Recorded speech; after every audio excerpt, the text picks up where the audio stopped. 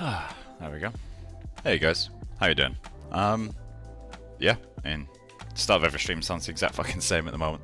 I'm just gonna continue to work on this. We'll kind of figure out what we're gonna do like as we go. The intention is to work on the clothing primarily. I'm gonna do a very quick shader tweak on the headscarf because the headscarf's nowhere near ready, but the shader's bugging me a little bit, so I'm just gonna quickly fix that, and then yeah, we'll go into ZBrush and start working on the shirt. Maybe need to figure out how we're going to approach the apron in terms of the knots. Like, do we do what we did with the headscarf, which looks a bit weak, or do we focus on something else? I'm not really sure what we'll go with yet. But yeah, hey Pedro, how's it going? So yeah, we'll just get started. So I'm just gonna store a snapshot for the start of the stream.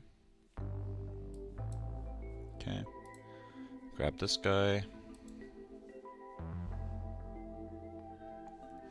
Okay, so I'm just gonna call this scarf mat now.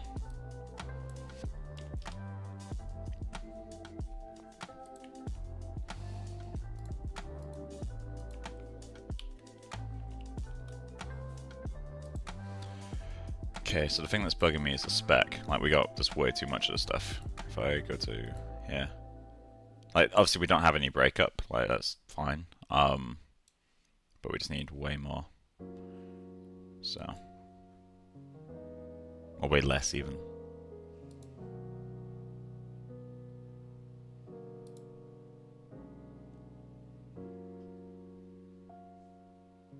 That kind of works. This feels a bit less artificial now. And subsurface wise, probably need a little bit more subsurface.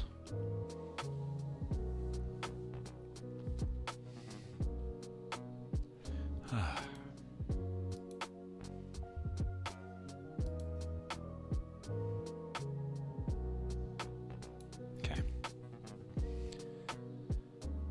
Honestly, that'll probably do.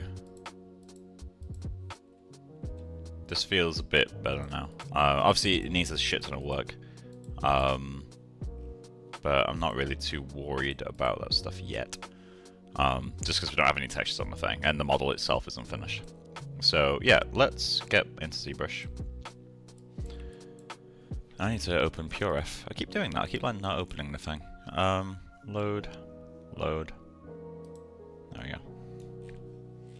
So let's spend just a moment working on this thing. So I'm gonna try to like get a bit close to this because it's not really matched particularly at the moment. So BST, and yeah, we'll see how this goes. So smooth that out. It looks like we need to carve that in. So I'll need to inflate this to get it to not feel as bad, but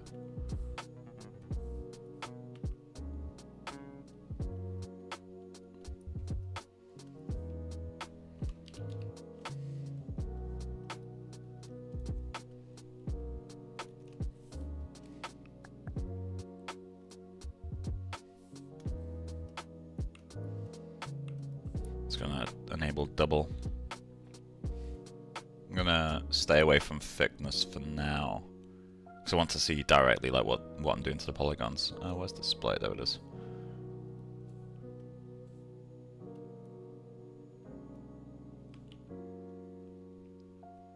I'm wondering what this does. I don't see any changes. I'm curious about this too. What's the purpose of it? Anyway.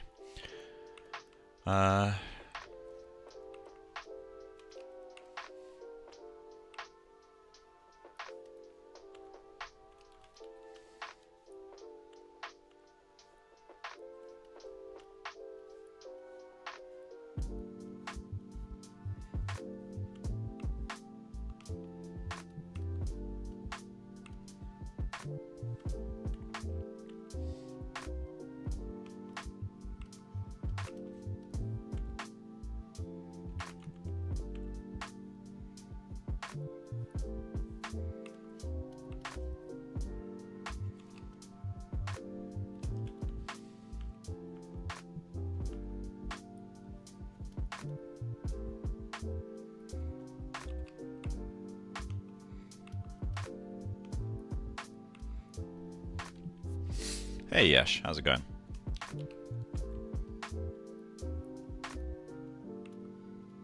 I'm gonna need to clean up this area a little bit.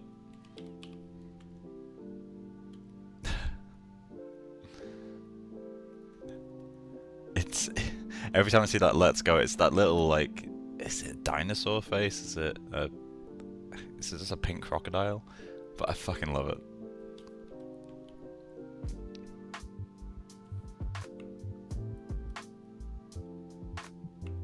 Just gonna bend these down a bit.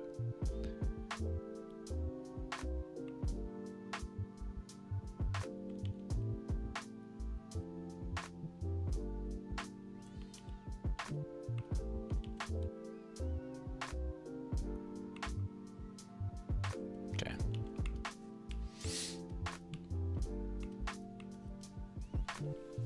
Pink Godzilla, I'd say. Yeah, that sounds accurate.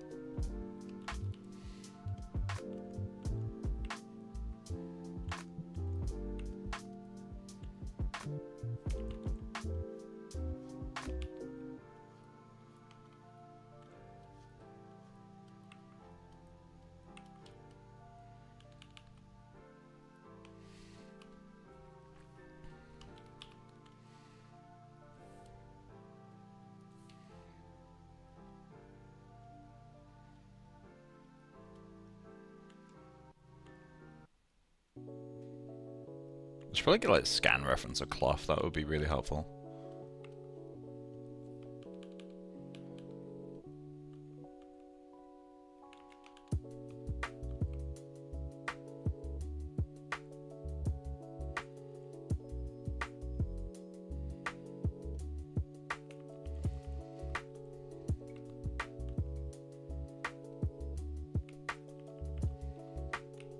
BMT.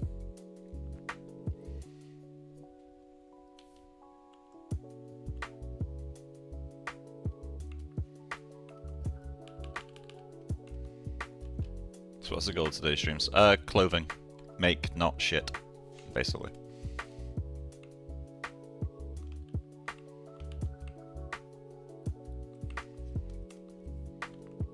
Whether we achieve that goal or not is yet to be decided. Clothing is really a weak area of mine.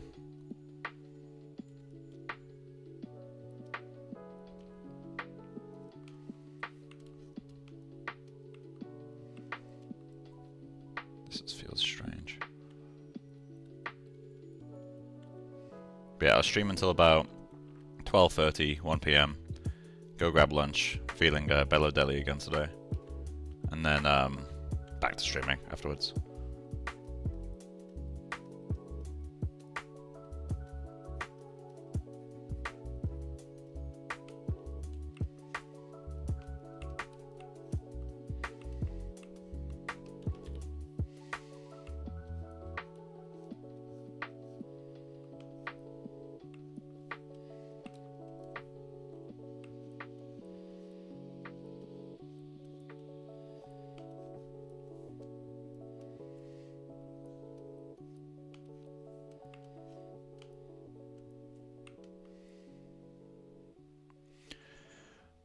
Is the mesh one type of clothing? Currently, yes, although it will get converted later.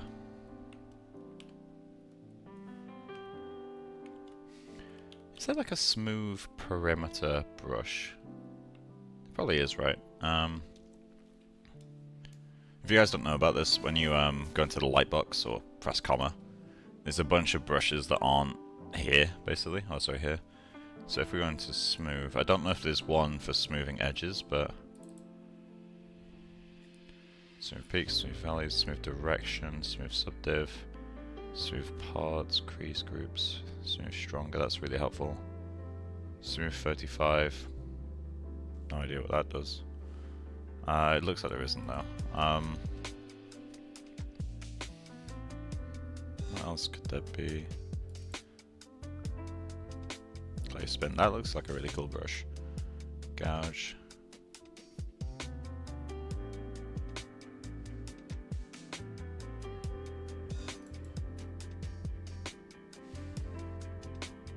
Wood. Weave. Fuck is that?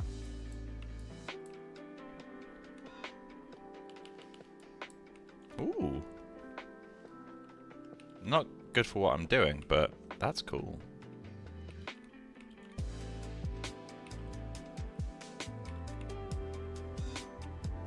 I'll say it's not good for what I'm doing, but I feel like I could get some usable creases out of that. If I put that in a layer or something.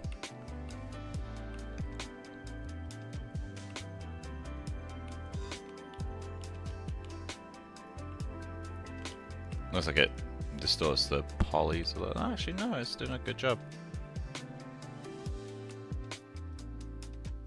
That could definitely... That's a nice brush, okay. I like that. If we just do like... shit like that. And smooth it. I like that. Hi Mike, hi Alberto. Alberto, there we go. Some advice for artists, beginners in ZBrush. Stay low subdivision. It's the main problem I see people do. You don't need to be working like this all the time. Like right now, I could work like this, but it's harder to control. I'd much rather go to the low subdiv and do that, and the result will be smoother. That's the biggest bit of advice. Other than that, just use reference. There's a lot of pride in beginner sculptors and like, oh, I don't use reference. I remember I was the exact same. Trust me when I say, not a single professional gives a fuck if you didn't use reference. In fact, we'd rather you do use reference, and like as a result, get things looking good. This form's a bit too much now, isn't it?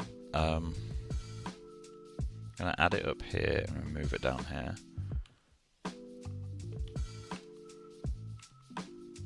And then we'll use a form soft. Form soft is really fucking good. It's a brush for making really large changes without affecting the high frequency stuff. I don't know how it works. I think it just tries to maintain relationships between polygons. But however it works, it's nice. Okay. This side feels funky as hell. Especially that's very strange.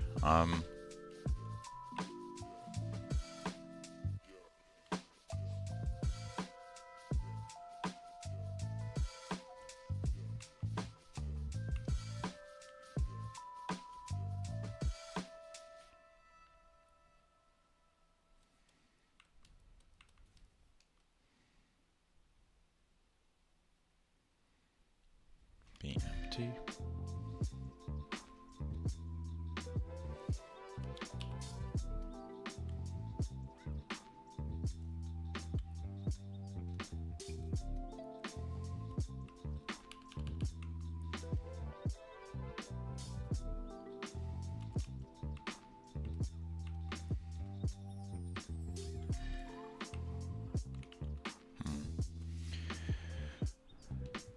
Is there a standard topological? So I want to keep this brush as is.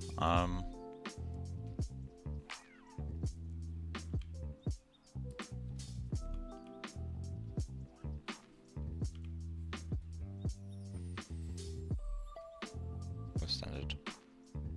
Scribe standard.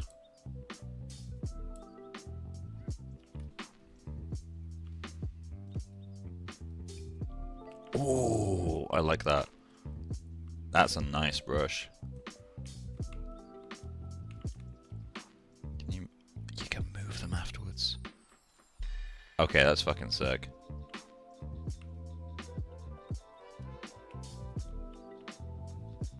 Okay. It's nice to check the brushes from time to time. That soft clay I just saw. What's that?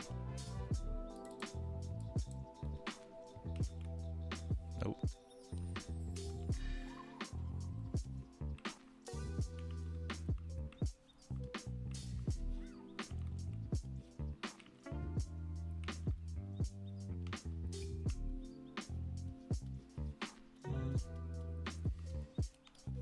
Not sure I like that one.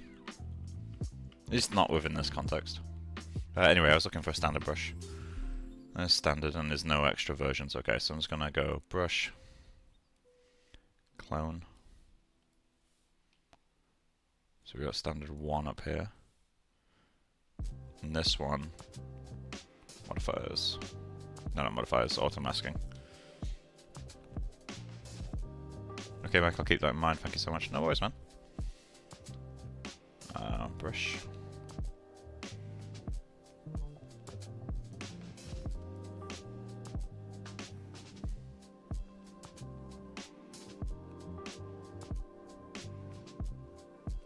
Save as.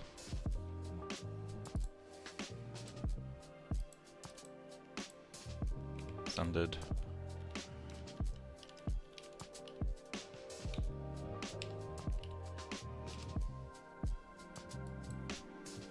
Okay.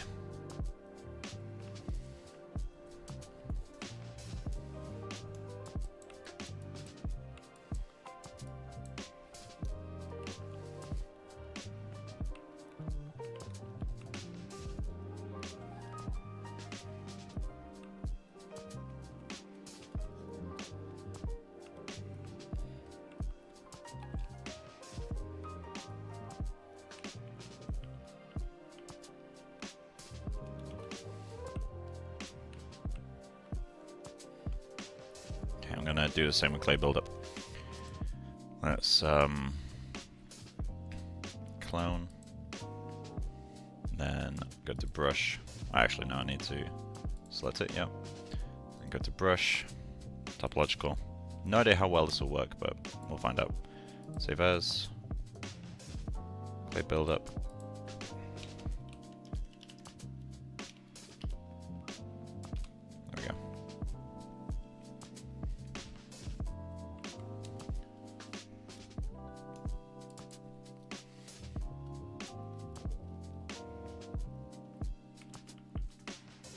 Where does that go? It goes that way. I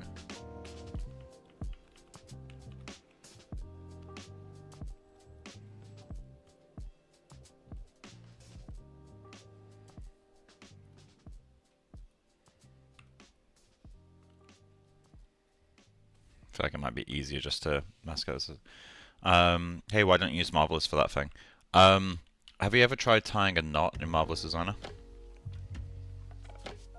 Like, you can do it, but it's fucking awful. Like, I hate it.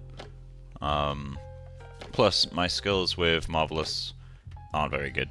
I'd much rather learn to sculpt it. It gives me a lot more control in the long run.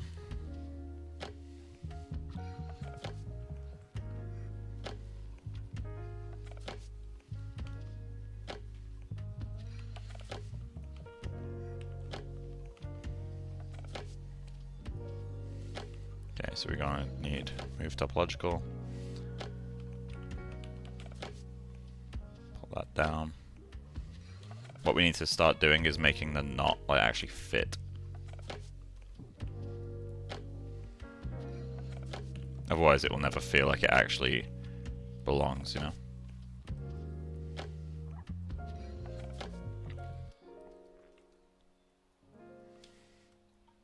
This is how you make it feel like actually tight. Which, to be fair, like on the Marvelous topic, you would get that for free.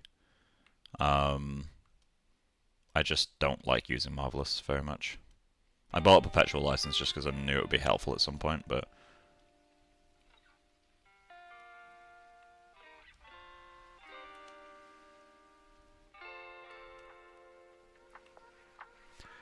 Alright, hope you're good. Yeah, I'm doing good. How do you find time to keep pushing on personal projects? I get far distracted. I have a lot of ideas.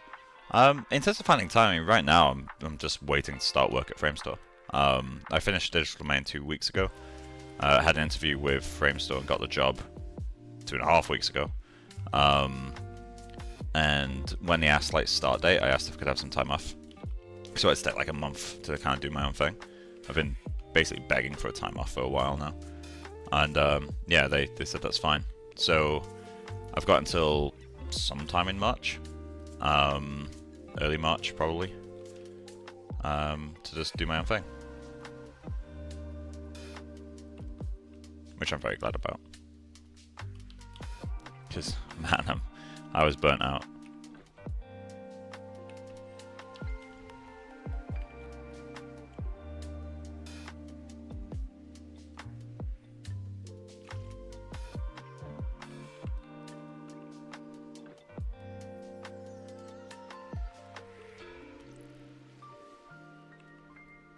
It's looking a lot better.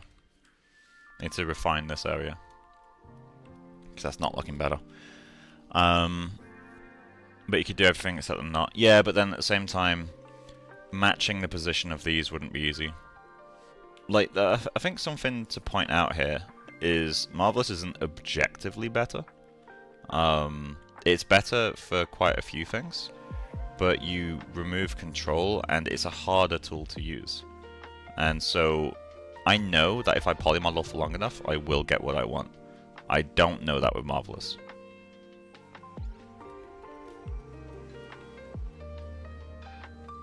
I think it's quite easy to get swept up in there. Oh, but this tool's best. It's like, no, this is not. It depends on what the artist is good with. Like if I was working freelance with someone, and they said, hey, like I use Blender for my models, I'm like, alright, sweet. Like, you know, just send me an OBJ file, send me an Alembic, whatever. I don't care. Like, it doesn't really matter what tool people use, so long as they get the results they want.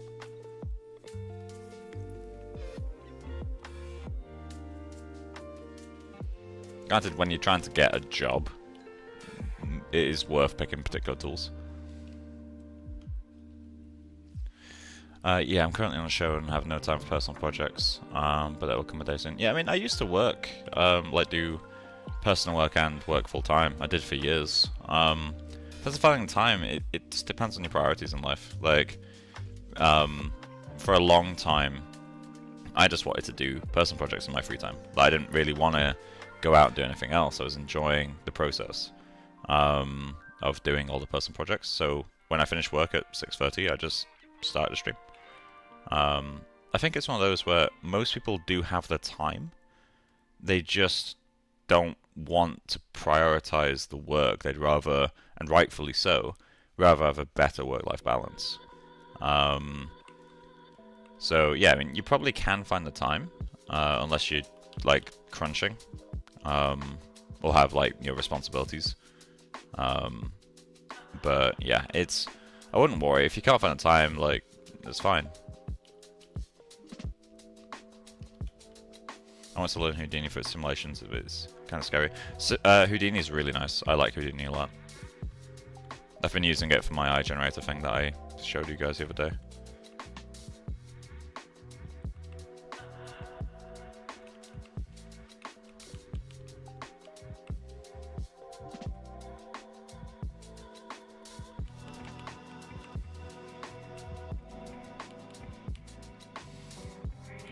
Okay, let's thicken this up a little bit.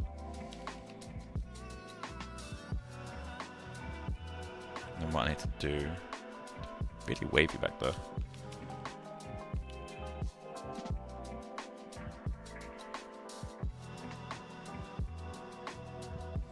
Have you been crunching a lot of DD? I didn't really crunch too much, to be honest. Like, I had a period of crunch, like, back in, let's say, January, February last year. Like, there was a while where I was pulling some silly hours, but you just do sometimes. And silly hours by the standards of a look dev artist. Comp are the people who do the crazy, absolutely fucking wild crunches. I have a ton of respect for those people. I wish the industry didn't make them do it, but I have a ton of respect that they are able to do it.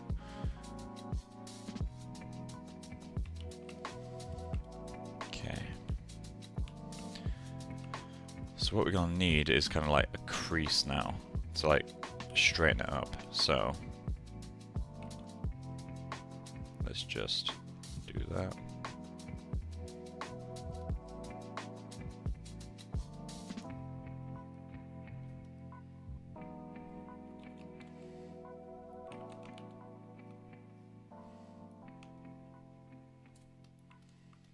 Go. And do the opposite on this side.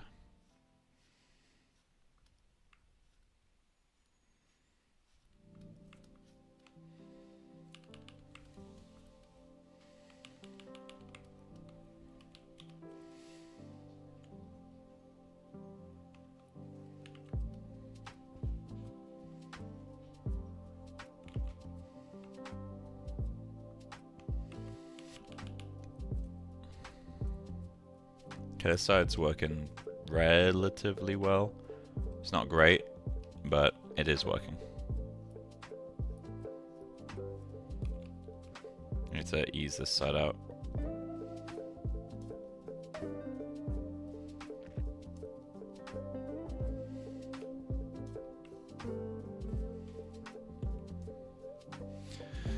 From my experience, the silly hours that I was working, that I was rendering as look dev artist back at NPC 60 hours a week. Yeah, I mean, I was, when I was look dev at NPC, I was in episodic. It got kind of messy, but I never had to crunch.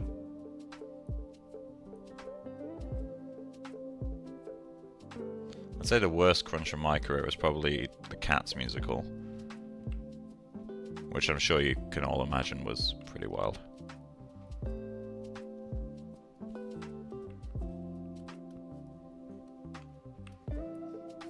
God, we should just connect these two, right?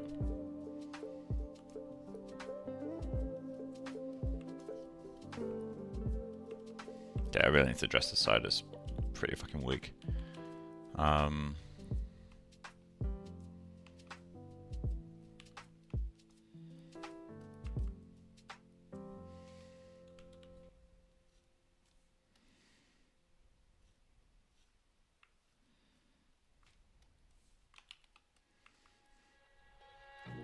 God, I hate these stretch polygons so much.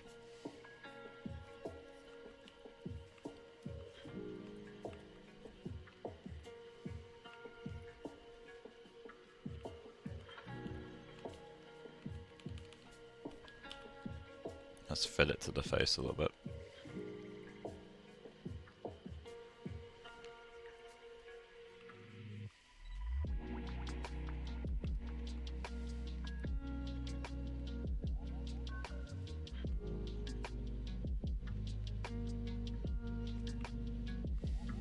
Okay.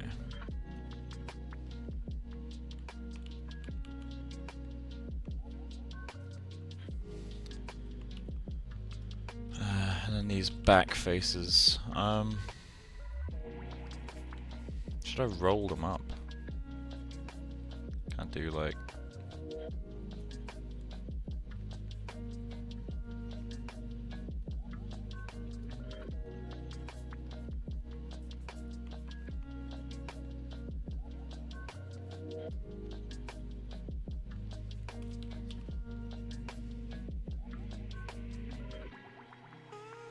What would be really nice is like a move curve brush. Well, you draw a line, kind of like that, the brush I used, the kind of standard thing where I could move a curve and it would resculpt it. Like, that was really nice. I feel like having a move that can use that would be really fucking helpful. For stuff like this, when you want to move like a border edge. Now, I can do that in Maya if I want to. And I probably will. Let's see.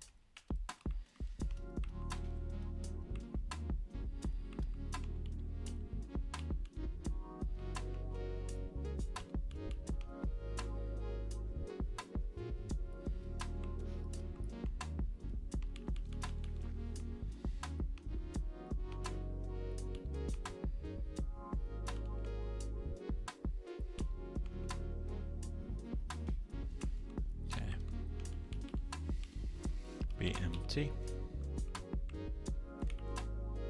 BMT. There you go.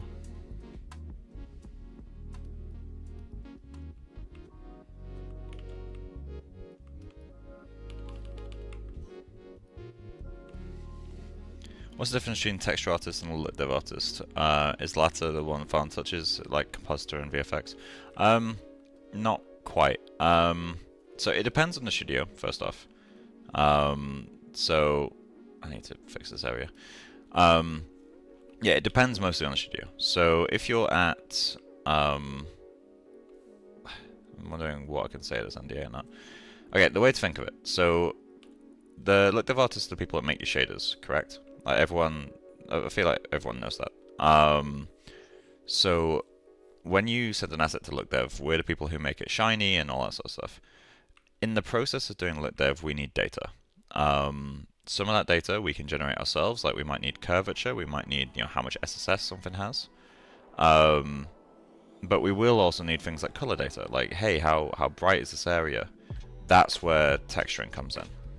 So texturing were the people who make it so that we have the data we need to make the shaders do what we want.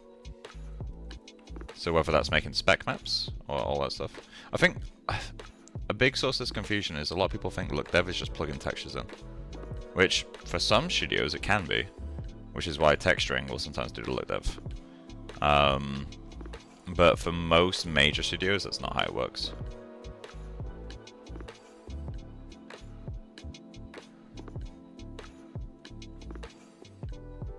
There we go. Fucking hell.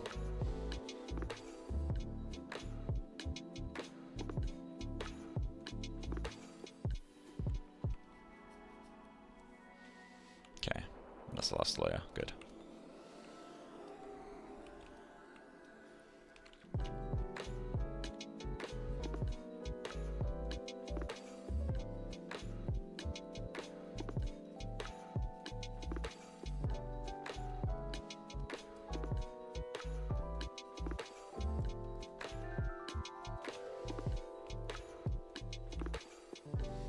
Okay, we need to alter this bit down here too.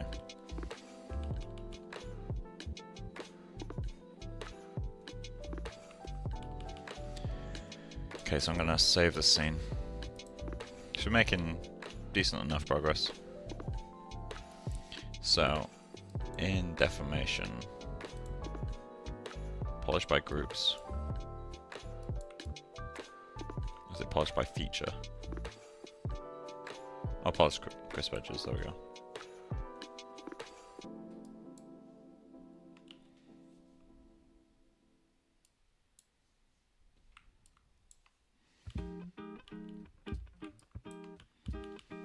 Okay, I'm going to store a morph target because I think I just found something that might be helpful. So, store morph target. Okay, geometry. No. Deformation. Where was it?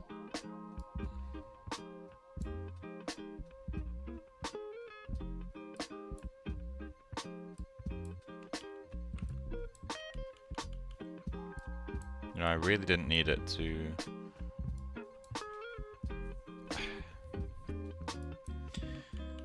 Really didn't need that. Let's see if the morph target still works. Oh, it's morph project, right?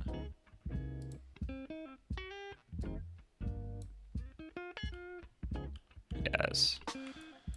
Not what I wanted. I guess what we'll need to do then is store a morph target, geometry, free subdivision levels. Okay. Now, relax. Cool, there we go. And then, it's relaxing the edges too much though, isn't it?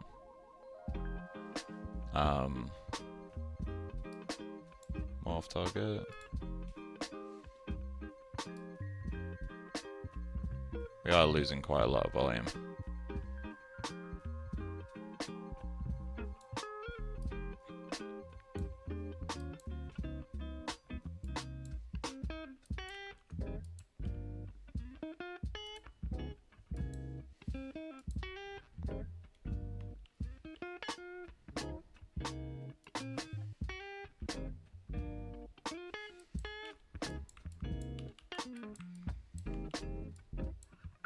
Yeah, that bit breaks.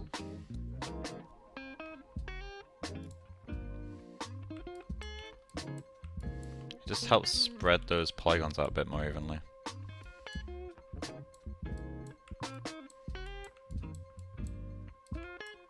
Oh, it also does that. Fuck. Okay.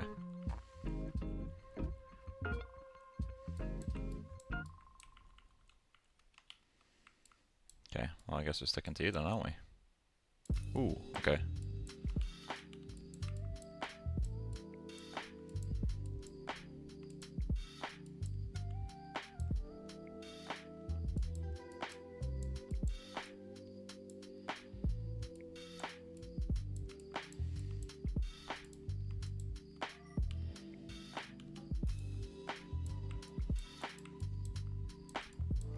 Okay.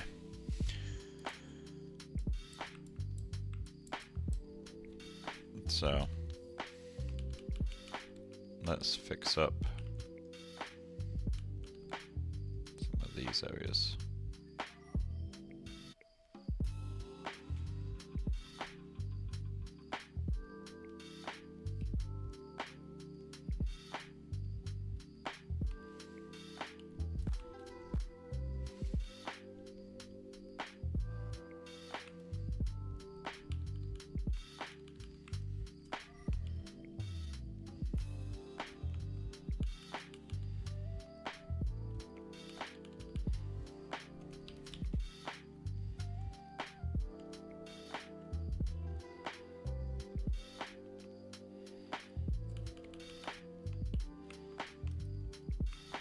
Okay.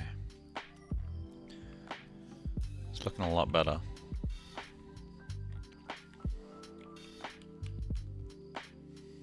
Still not too fond in this area though, so I'm gonna change this up a bit.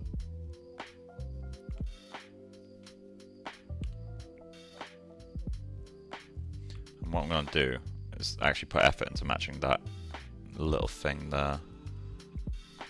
So, I say matching, I'm not gonna match it, but at least try to get something closer.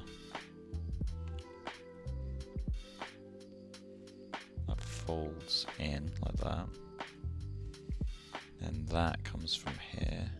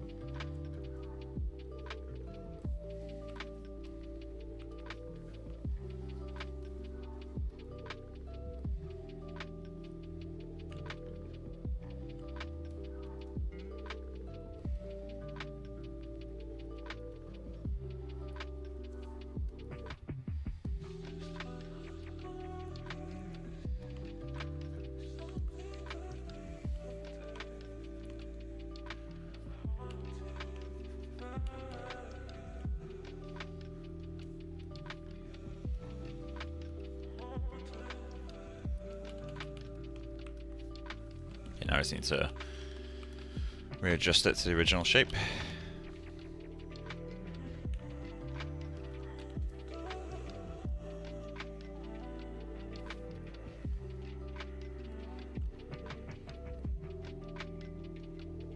Which I might need to re-import to see where that was. But yeah, I'm gonna append, sphere, import the old headscarf again. Maya, exports, headscarf. Okay.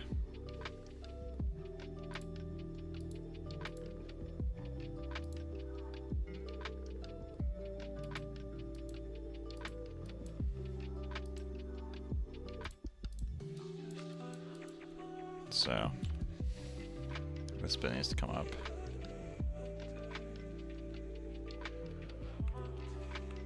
to come down. The reason I'm worrying too much about like matching this area is because this area did match the reference. Like it was pretty close. I'm not gonna worry about that though.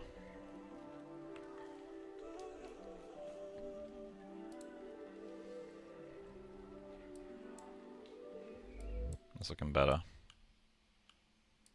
Still hate this side though.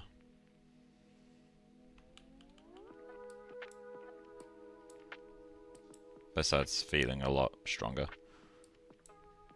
Not feels tighter too. Good, good, good.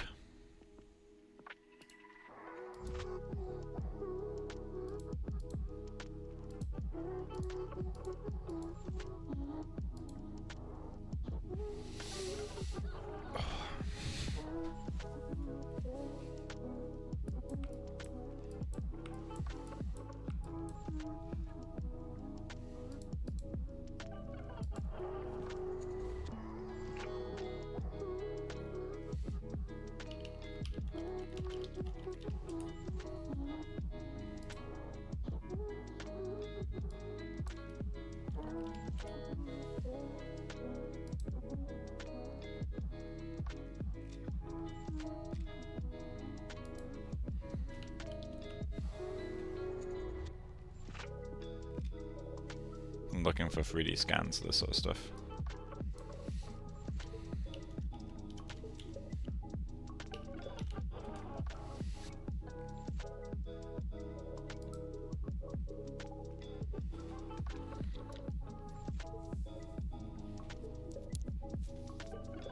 Oh, that's cool. It's not precisely what I've got here, but I'm gonna add that to the generic ref.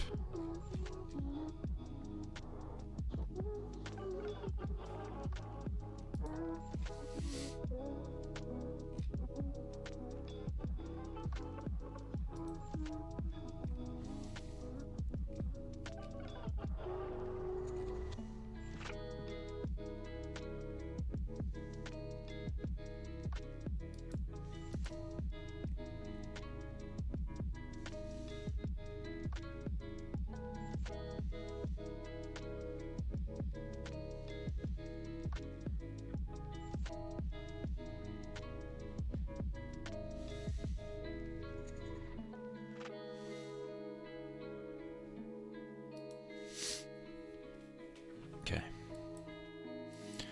Yeah, this reference isn't crazy helpful, really. Let's search fabric photogrammetry.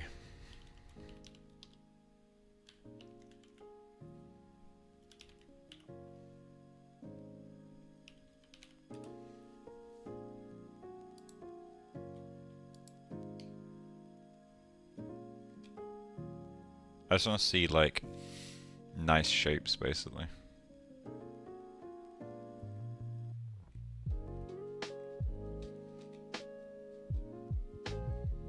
Okay, I guess I need to search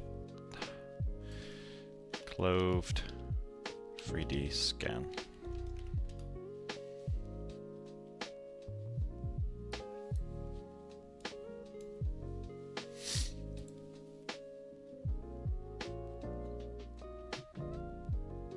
Of course, it's 3D scan store every time. Yeah, I guess we'll check his site. So let's go to bodies.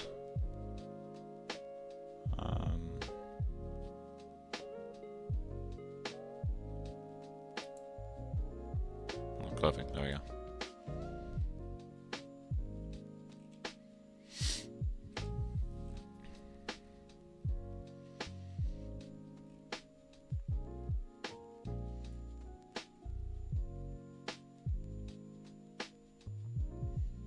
What I'm looking for is just like folds and wrinkles that look kind of like what I want.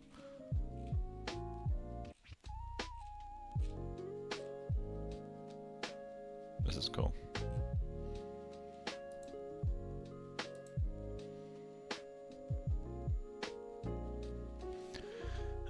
Pure ref, strike the server.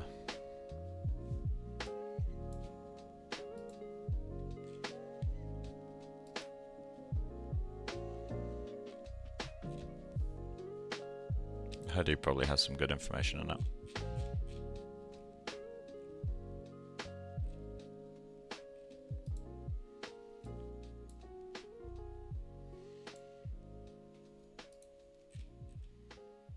Kinda like this. God, that's a big image, Jesus Christ. Okay. Like, it's obviously not precisely, well, it's not even close to what we have, but it just teaches me a little bit about how these forms interact with each other.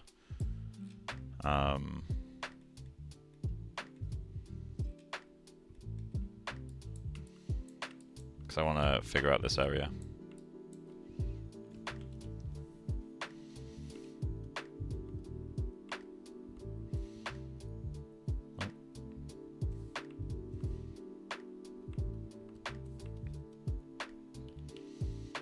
Love that. There we go.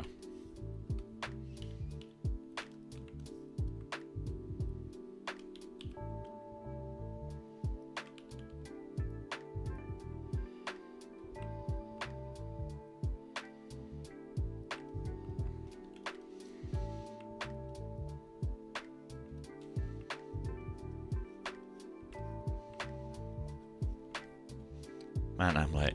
No worries. Gonna be here for a few hours.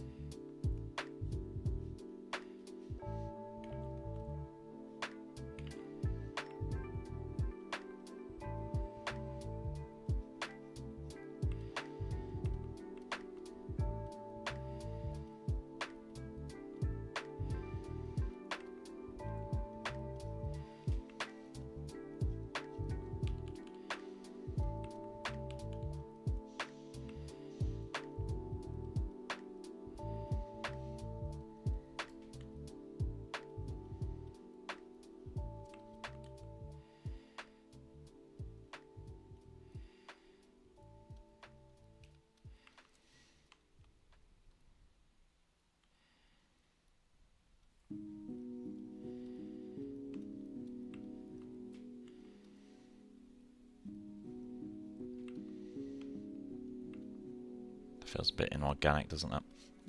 But I don't want it to stretch the whole way down, so let's go back here.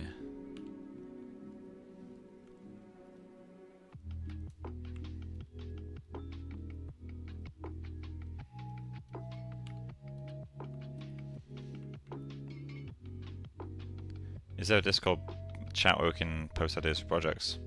General, I guess? There's no point like making an entire channel just for people to post ideas. Like, General works fine for that. Or even Whip, I guess. Because I'm always hesitant to add new channels, just because you can very quickly make a Discord too bloated. Like, there's quite a few servers I'm in where no one knows where to post anything, because everything's got its own channel. And the more options you give people, the less clear it becomes which one they should use.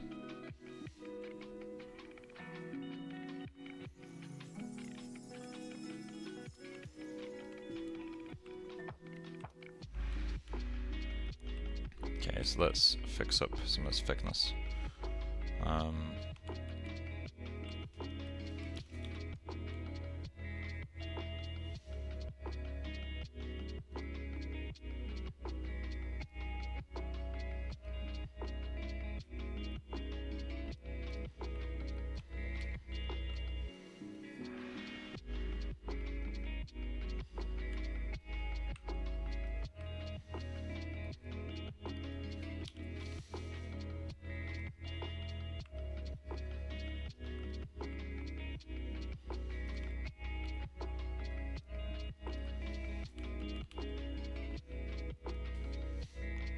I really don't like that.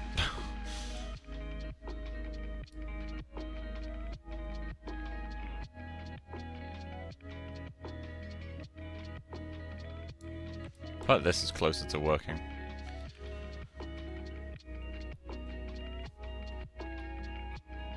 Maybe if I just continue it like that.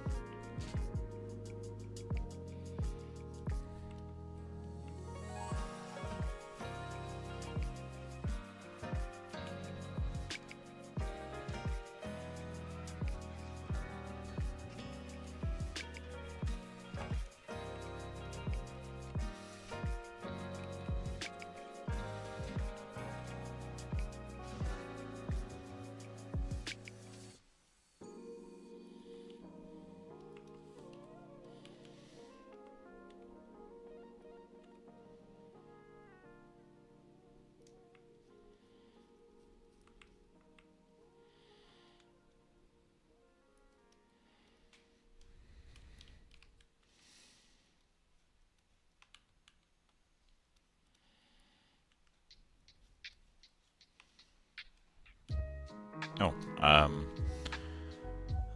itching to do Mass Effect Aliens. Go for it, man. But you can just do it. You don't need to overthink it. Like, just do a sculpt. Limit yourself to maximum of a few hours and just do a sculpt. That's the way I learned. It's like, I did probably hundreds of sculpts at the start.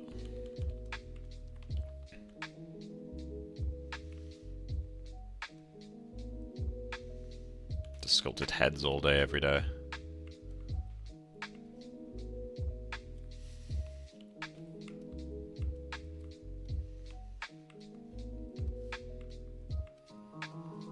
This still feels weird, doesn't it? What if I connect these two?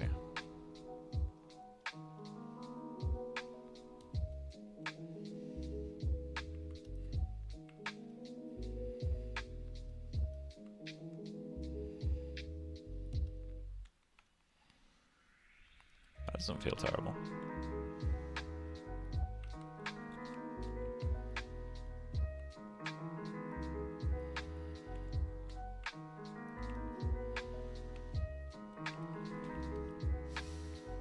I feel like we're starting to find something now.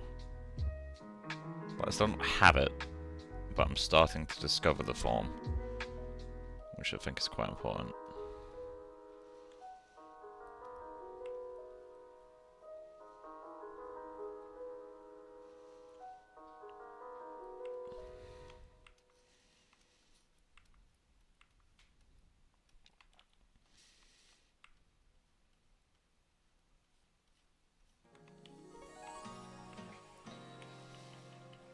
So a standard brush.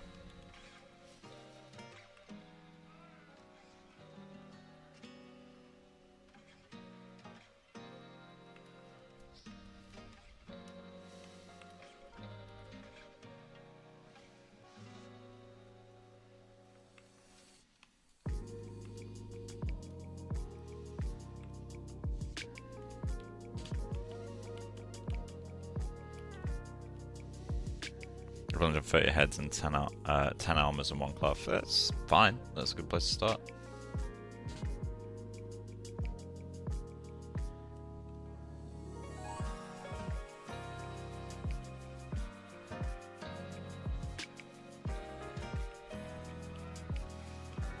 What I might do, I'm gonna change the topology. We're gonna do it in ZBrush. Let's go 35. Because I don't think we have UV sets on this thing. So long as I have my UVs, which I do, I can morph to them. Yeah, that's fine. Turn that off. I can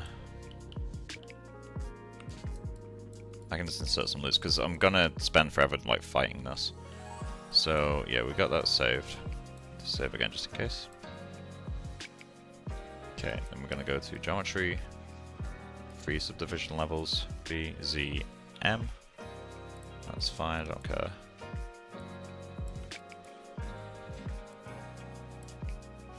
So otherwise it's gonna be fighting this forever, and I just can't be arsed fighting it.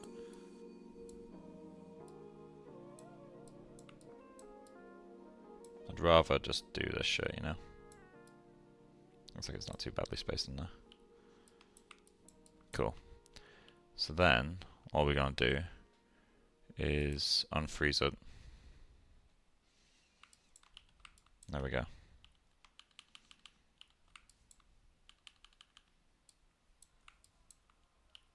Still one of the, like, strongest tools, in my opinion.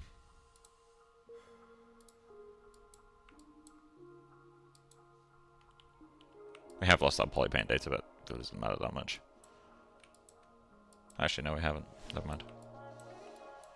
Morning, quick question. Should I be packing my displacements RGB to save on the number of images? I don't think you need to. Like, you can do if you wish, but it's not something really required. I personally prefer to have different maps that have clean names. Like, if you have an RGB map, it's harder to instinctively know like what each channel's doing. Whereas if you have 3 different maps, you can just say, hey, disp, face, disp, pause, disp, whatever. Like, you can do it however you like.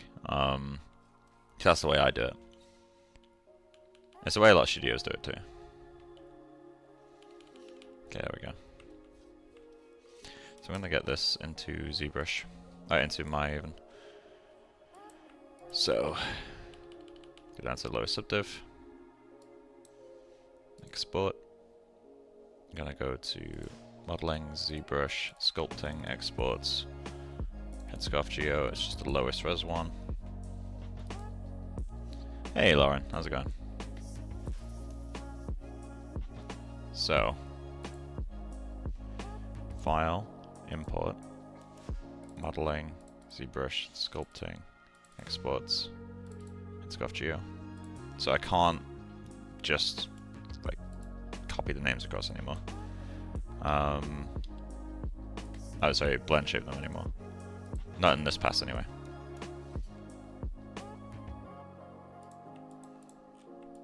Okay, but I think I prefer that. So let's just quickly check the UVs. Ah, okay.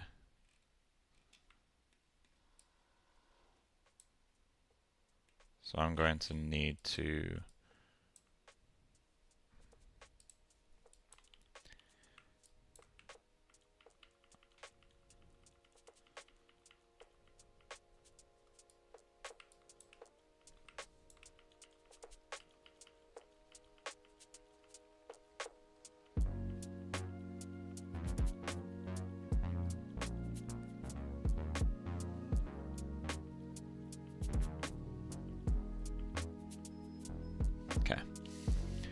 export this. I'm about to fucking despise what I'm about to do. Sculpting, exports.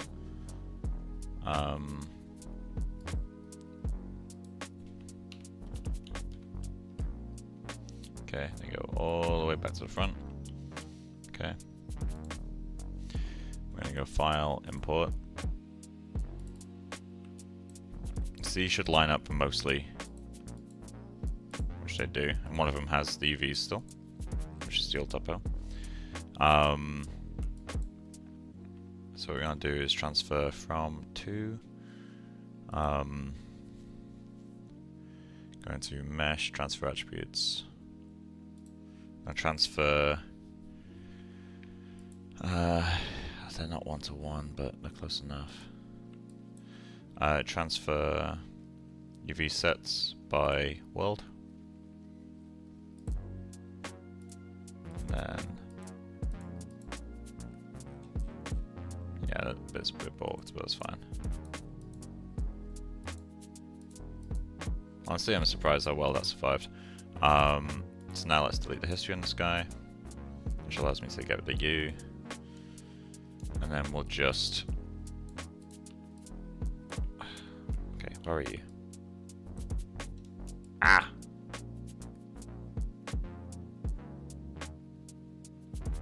Okay.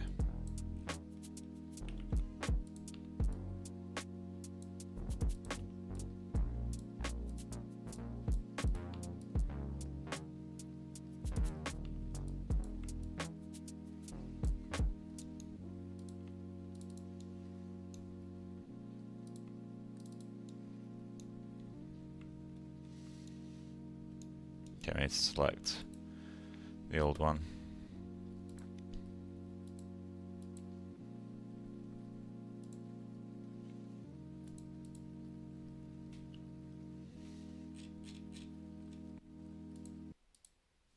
There we go.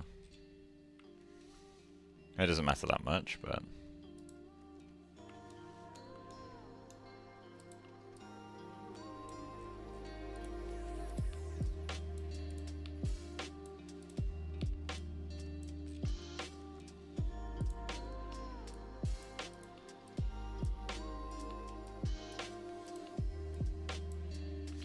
okay.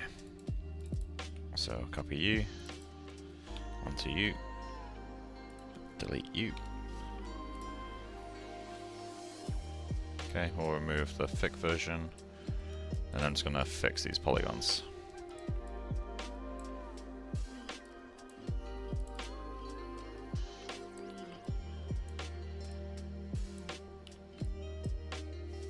Okay.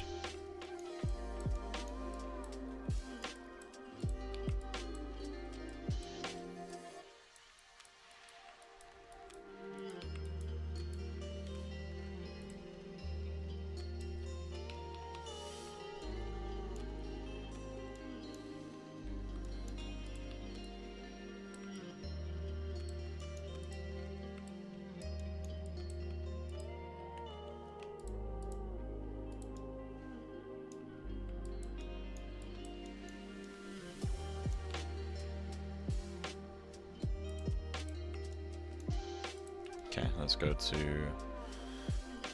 nope, to vertices, and then average, average, average. The average vertex tool is kind of monstrously good. So I can just do that, straightens things up. Okay, there we go. So we have that. Now we export that back into ZBrush, so that we have the UVs again. Export selection, modeling, Maya exports, head scarf. Okay.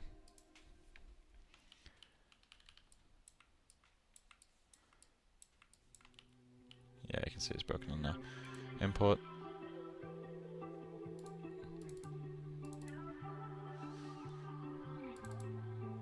There we go. So let's go back to the UVs. There we go, that's working.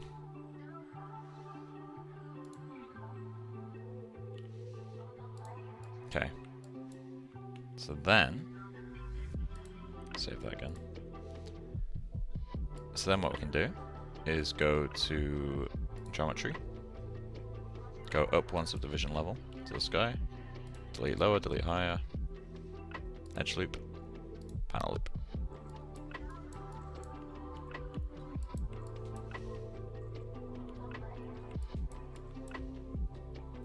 Get a bit of a mess there, so let's try elevation negative 100.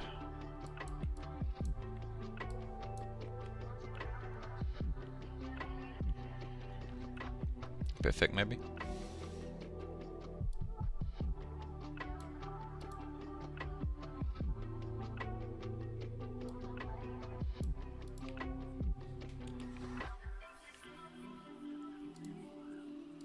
There we go.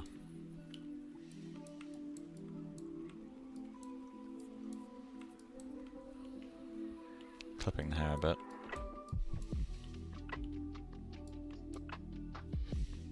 MV, just gonna pull that up.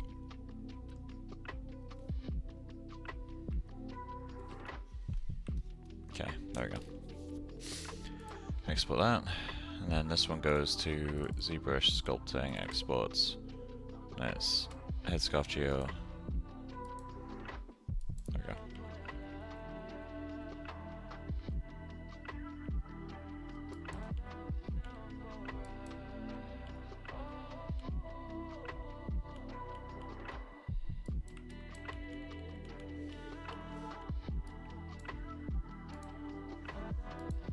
Yeah, it's still working. Okay, into Maya we go. File, import.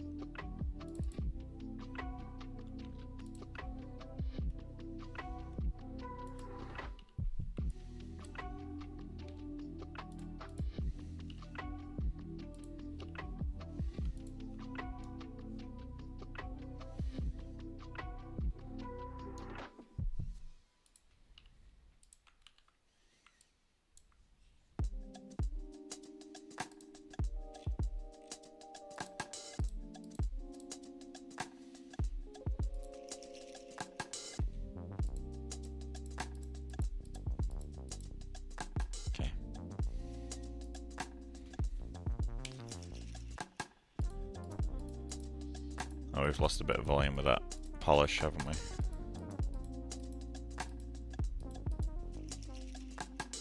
So this bit is what we care about. So I'm gonna let that render. Yeah, I'm just gonna make sure not to enable polish next time. So let's go into geometry, dynamic subdiv.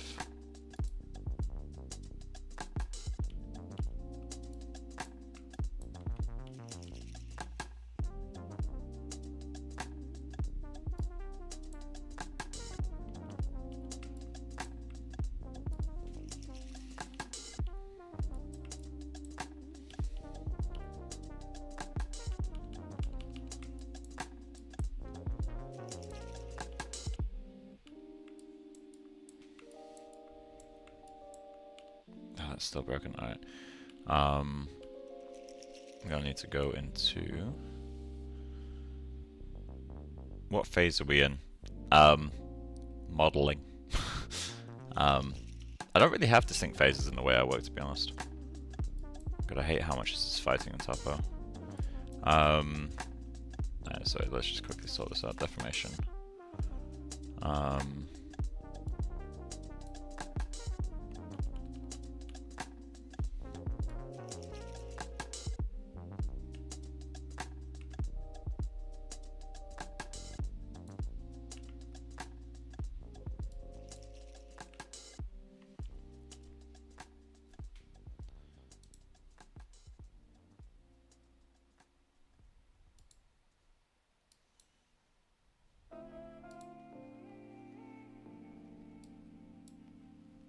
Why is it smoothing the whole thing now?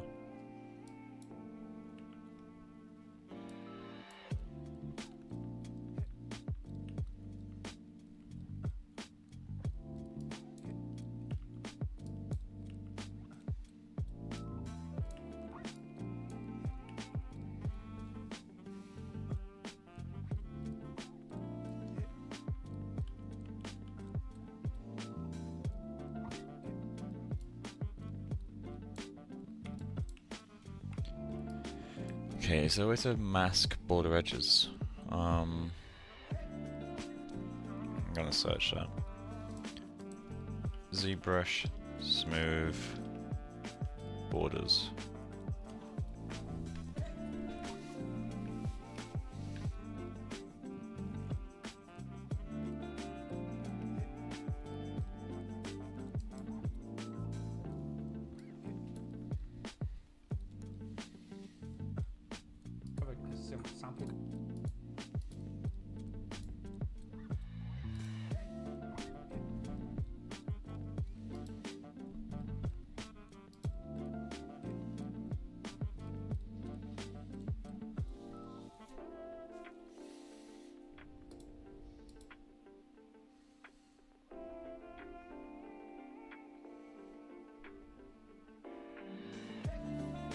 Some kind of button. Ooh, okay.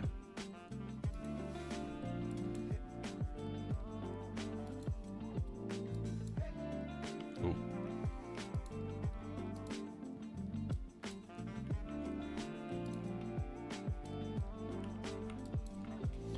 Is that like an alternative mode?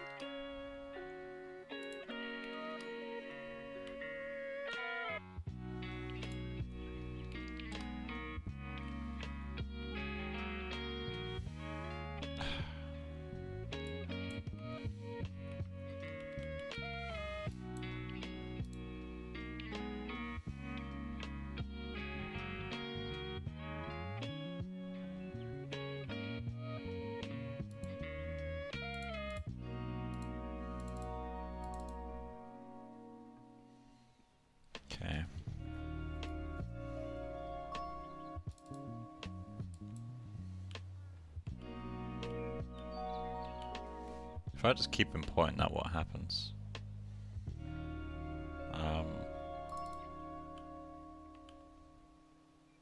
Because it's reducing every time.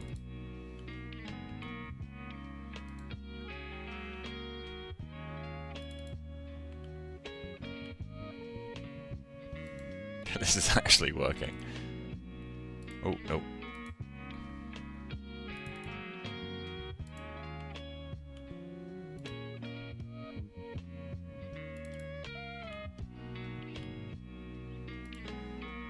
How is this working?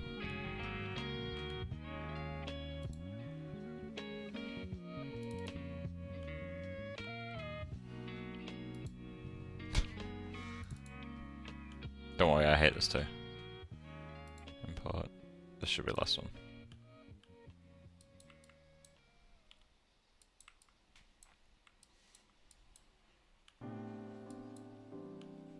Okay, let's give that another Google.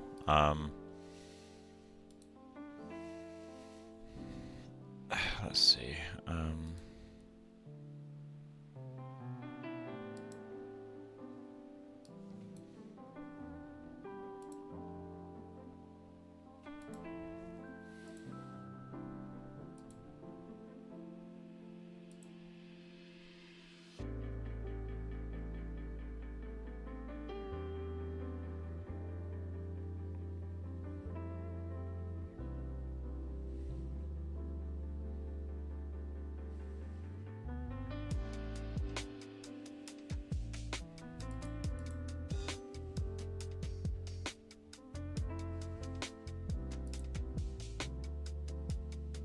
So I don't want to do that though.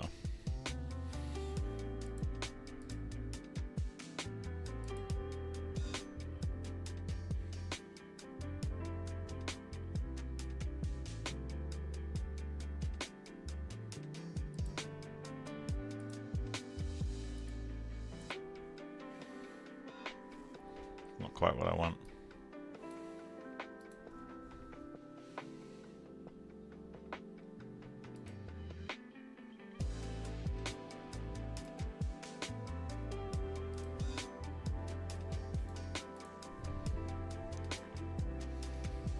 That's a short video, okay.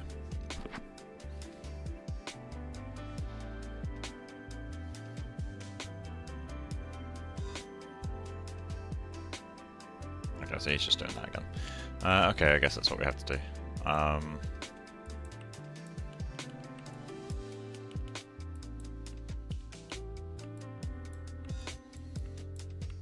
my god, fuck off.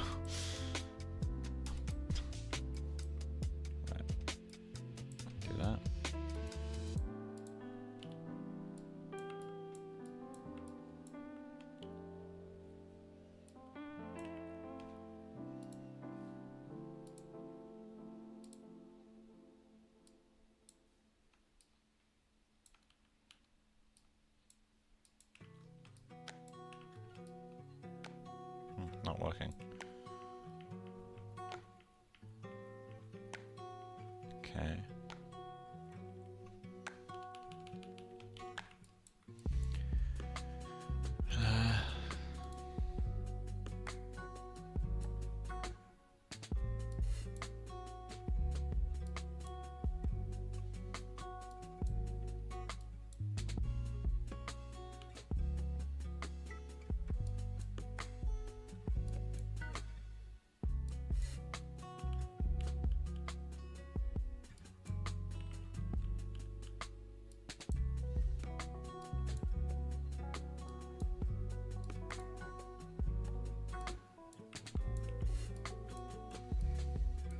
I really want to know why this happens.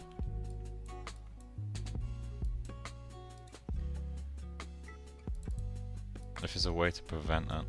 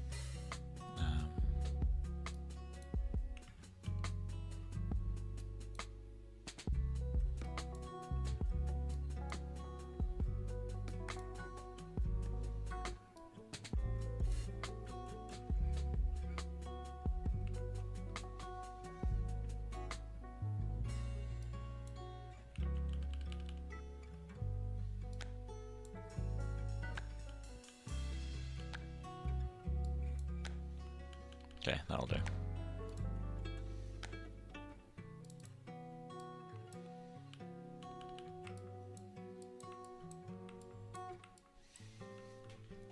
So how's our Maya doing? That's alright.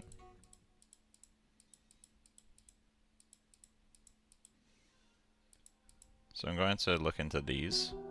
Let's make those look a bit nicer. And then I'll re-import it. So, kill that. View, still snapshot.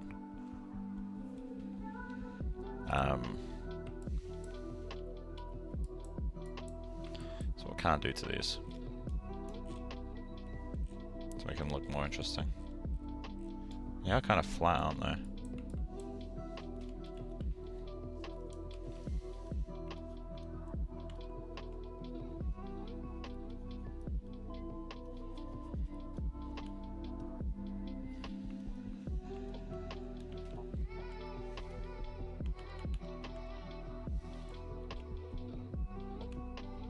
Come on. There we go.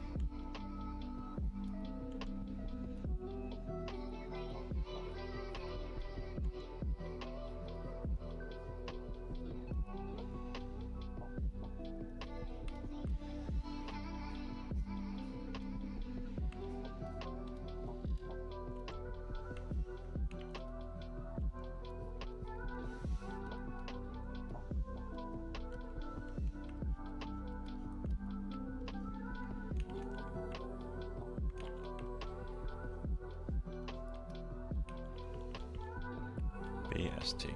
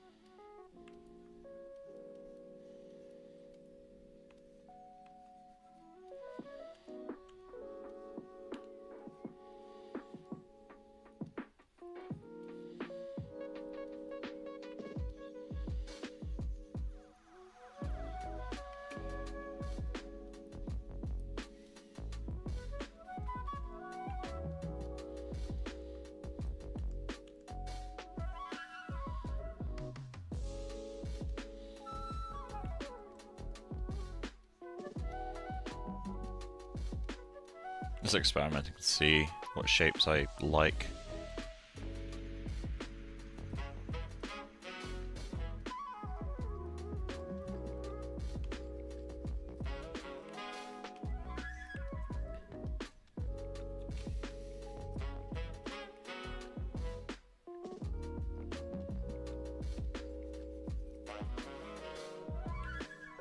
Feels really artificial.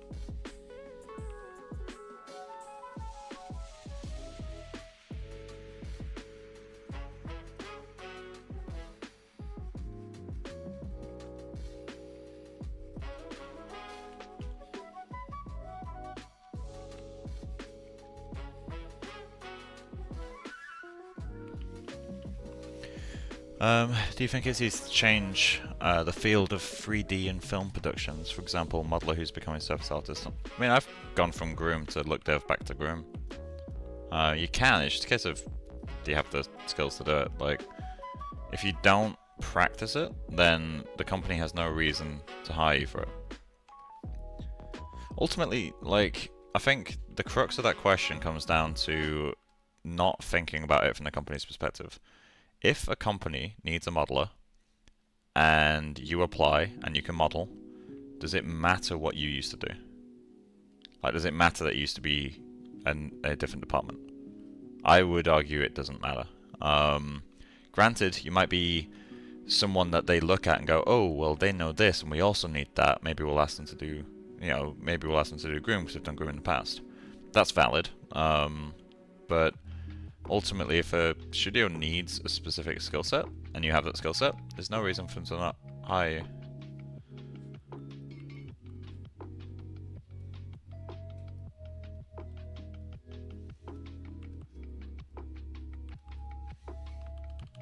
Okay, I'm going to use the spiral BS.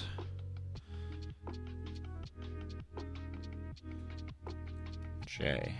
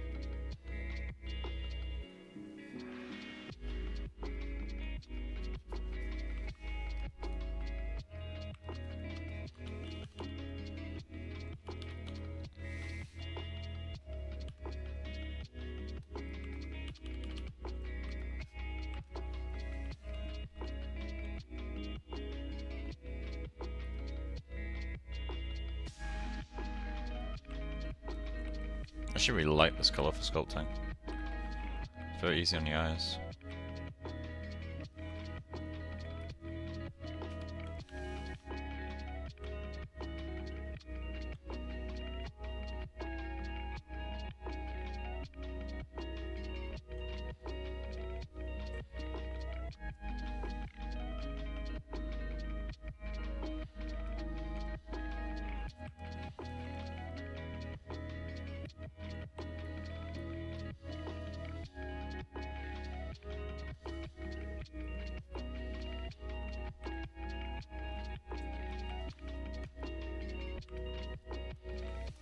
This area still really bothers me, like a lot.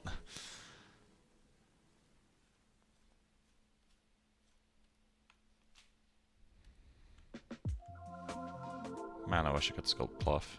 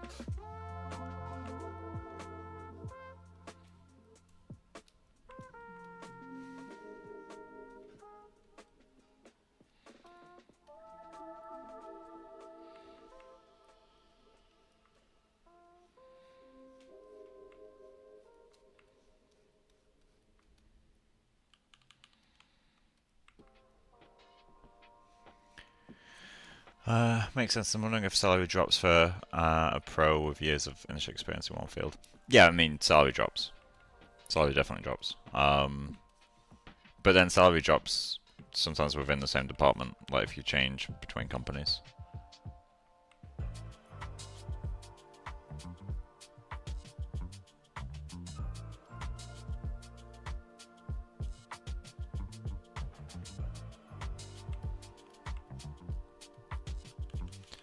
Okay, there we go.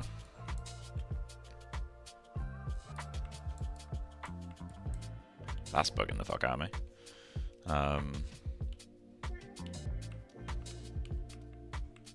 Okay, let's pull that in a bit.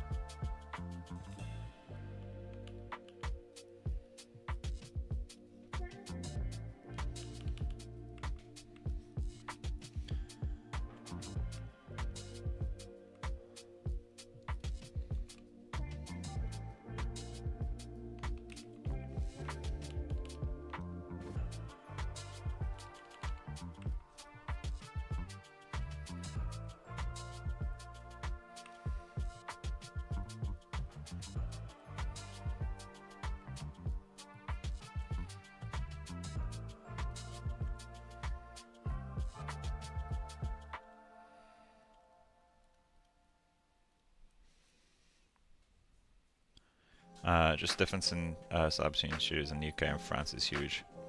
I'm not actually sure what the salaries are in France, to be honest. But yeah, I mean, countries vary a lot. One of the reasons I came to Canada is the salary here is like way, way higher. A lot higher than the UK. Quality of life is generally better too.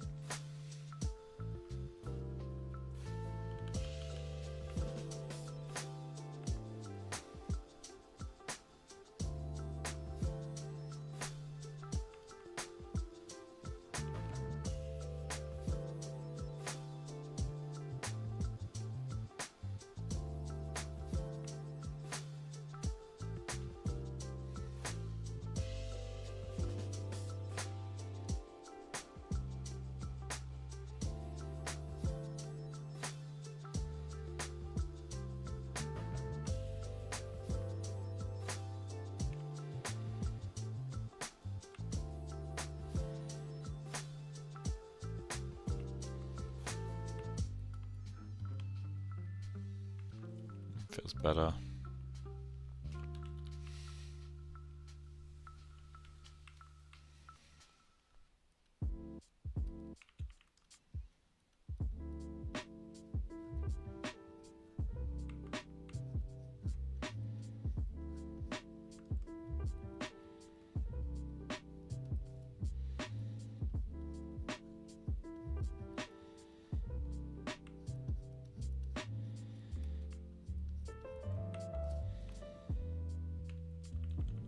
I'm just making up shapes that make no sense. That's how you know when you've burned, like, not burned, when you've hit kind of a limit on a specific element. So I think that's a good time for me to end the scarf sculpting. I'm just gonna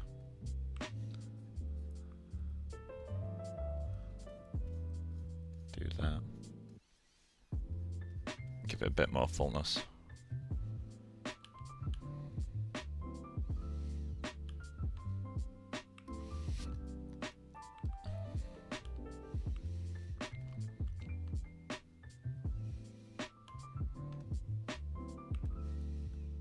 Okay, so what we're going to do is just export this out. Actually, this one's working a lot better than this one.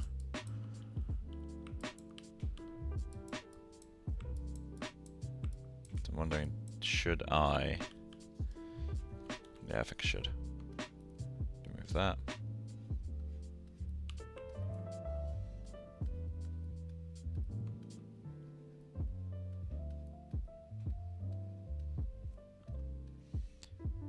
Gonna do this.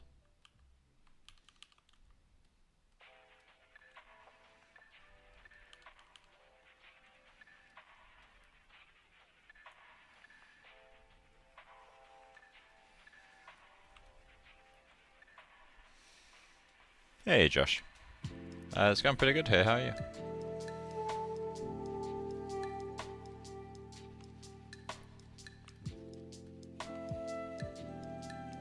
It's progress. Okay, so let's export the lowest res. Modeling.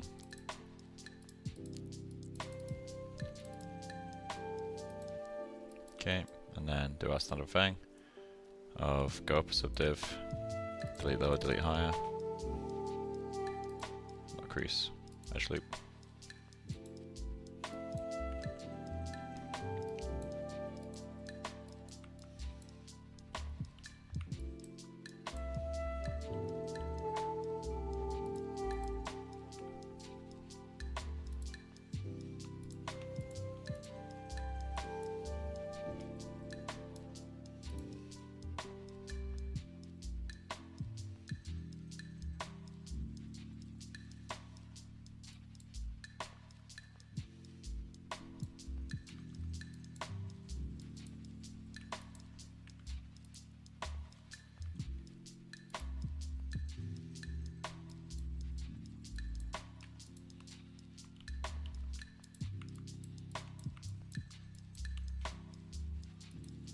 Okay, there we go.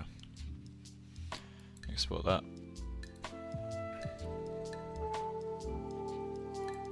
But now I need to polygroup it first. The other day you mentioned you'd want an inflate sculpt brush.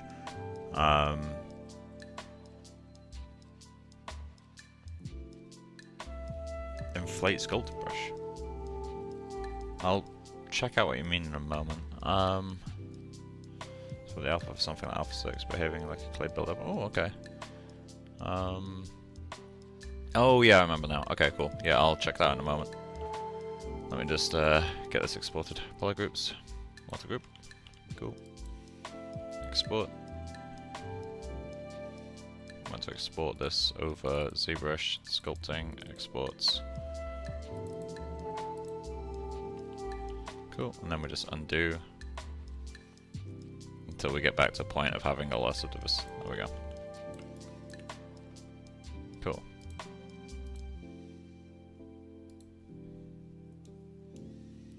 So, now what we need to do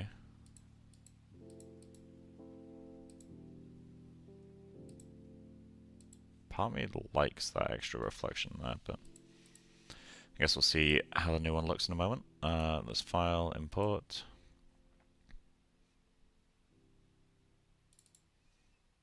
Okay. I'm just going to replace it.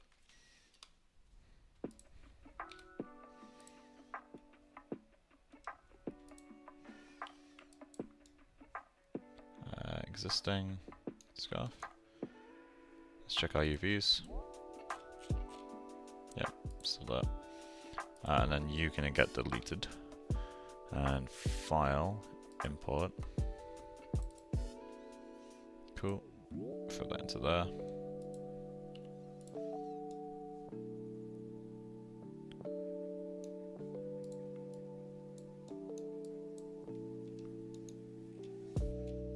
Cool. Let's see how that looks.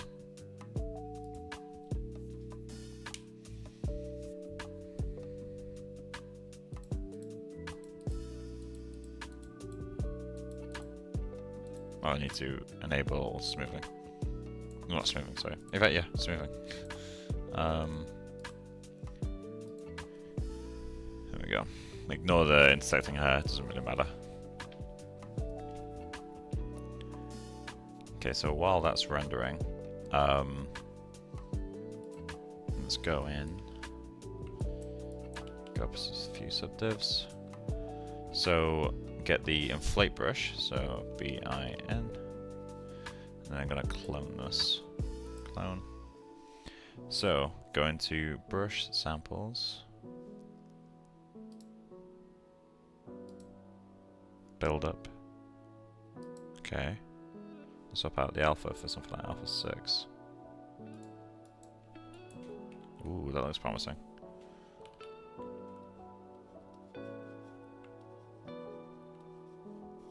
Well, that's a nice brush.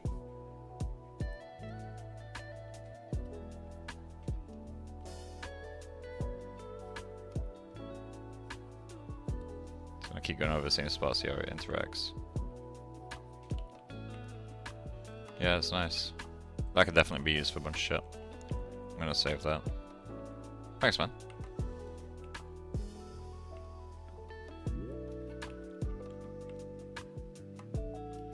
It's more of an organic brush kind of thing, right?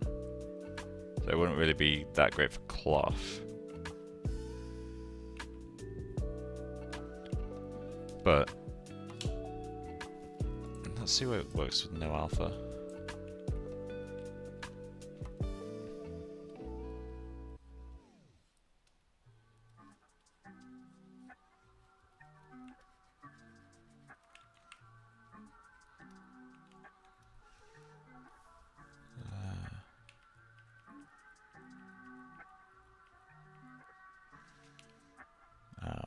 Let's see.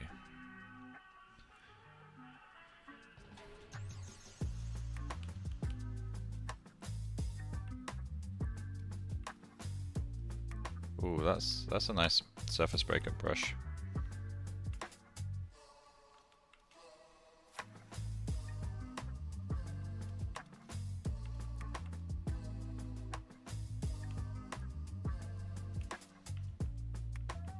Yeah, I'm gonna save that. Okay, so let's put it back on alpha 6.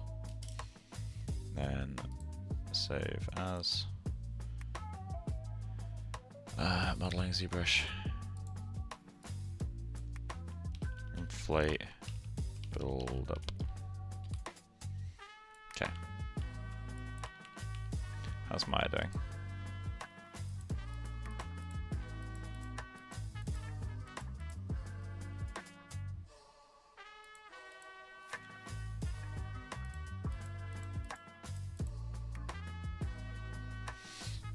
Definitely moving. Don't like this very much.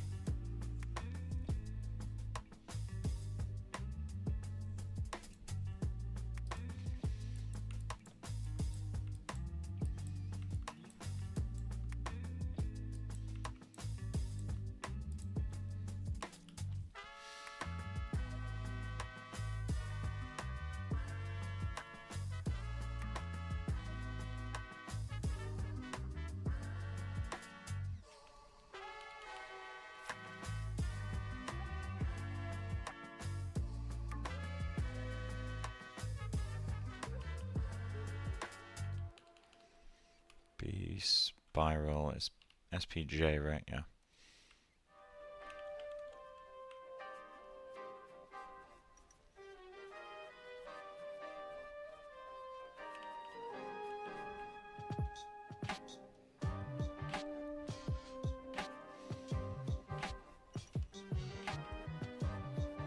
Okay. Sharper effect's good for folds.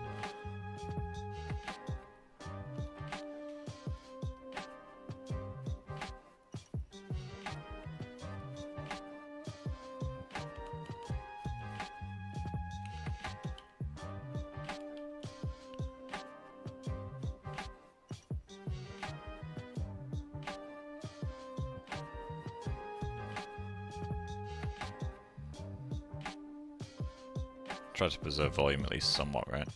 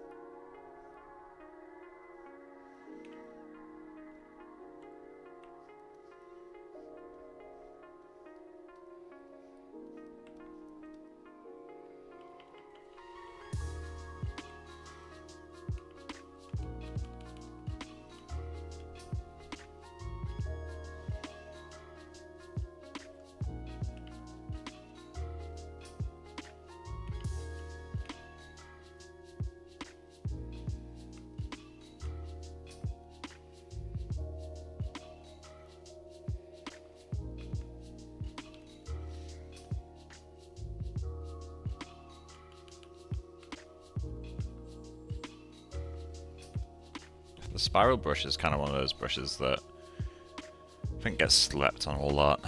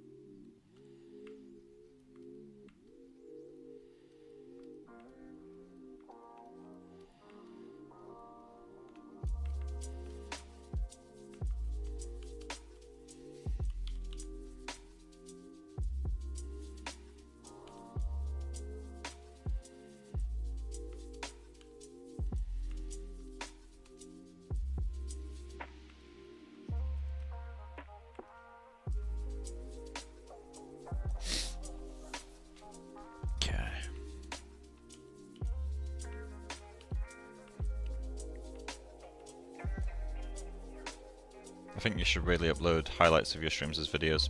Nah. It would be good, but that would involve me, like, on top of streaming multiple hours a day, then editing. No. I already do enough for free.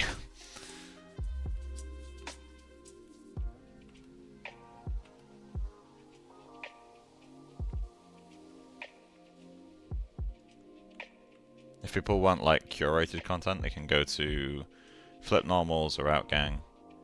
I'm just here for the vibes.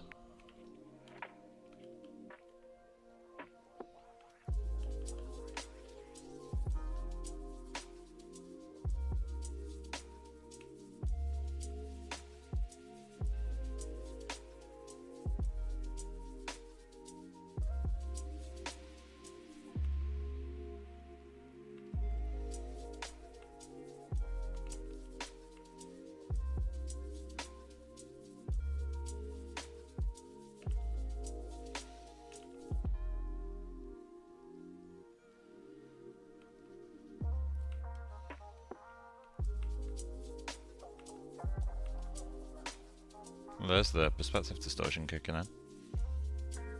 Funky.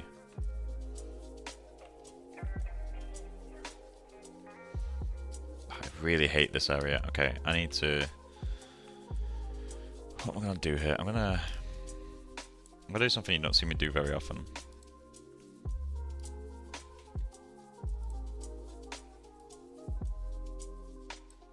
Okay. So where's Critter?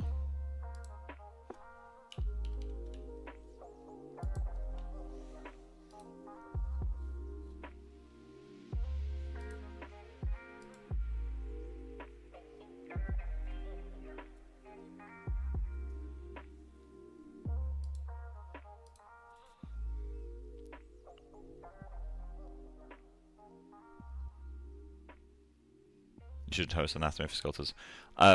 Titus, I hate to break this to you. I'm really not at that level. Like, I'm not. Go from clipboard.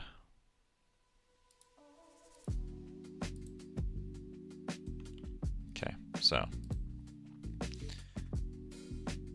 let's go to Sketch. Charcoal brush should work fine.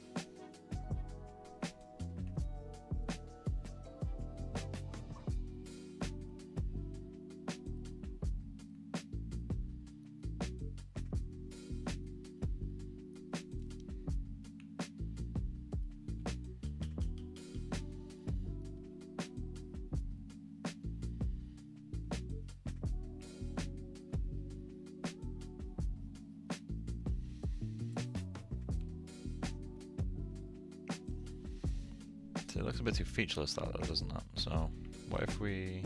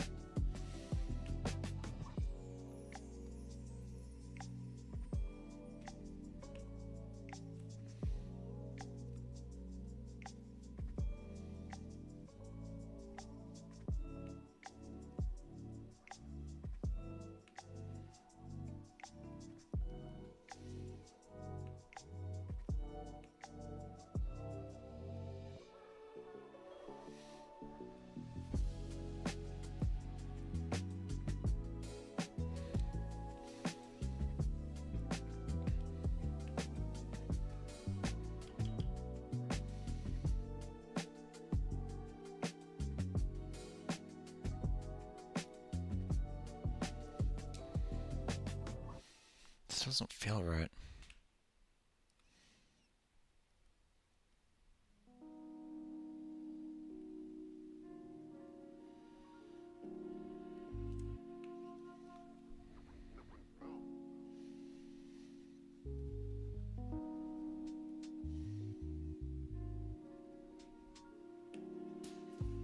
Feels a bit more promising.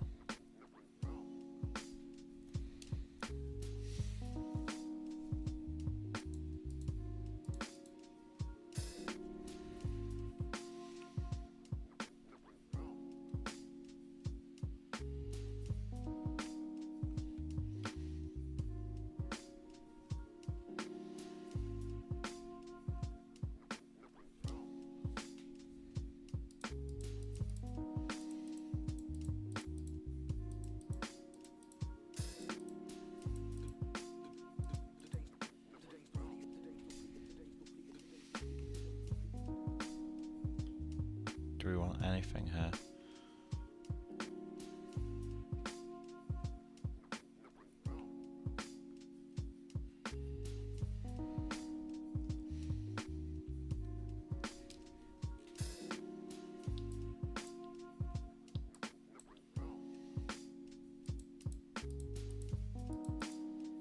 I think that works. Okay, I guess we start sculpting that.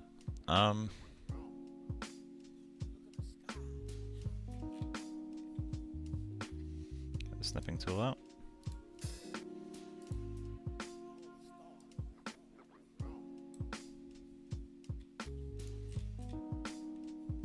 Gonna throw this over here for now.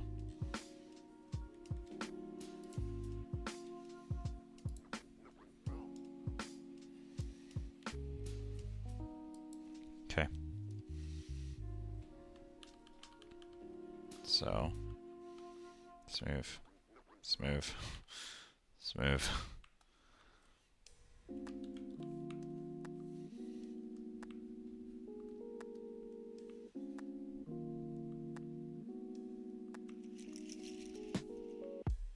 Okay, so we got that first change done.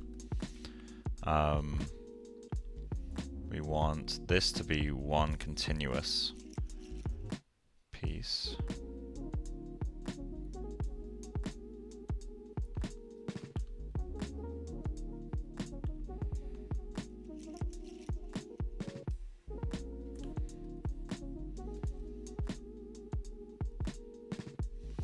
We want to pull this bit up to match there. We'll get rid of the bit at the back later. BST, connect these two.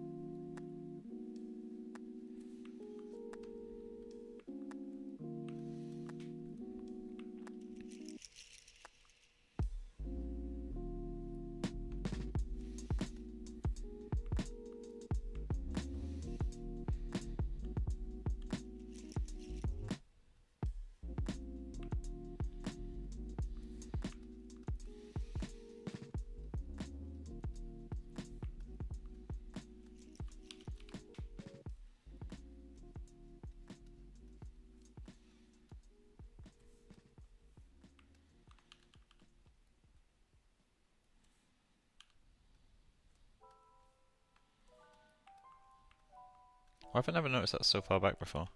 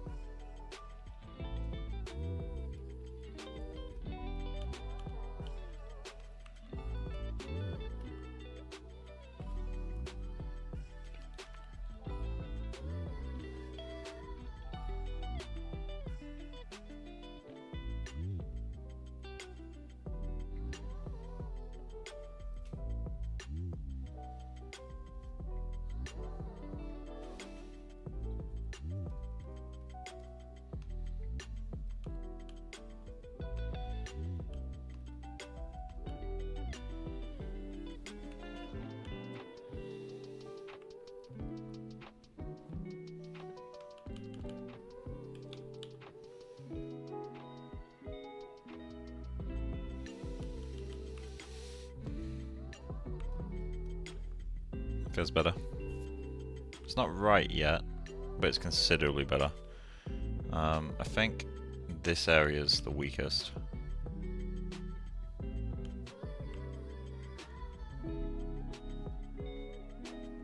If we flatten out that area a little bit. No, we're getting the same thing here.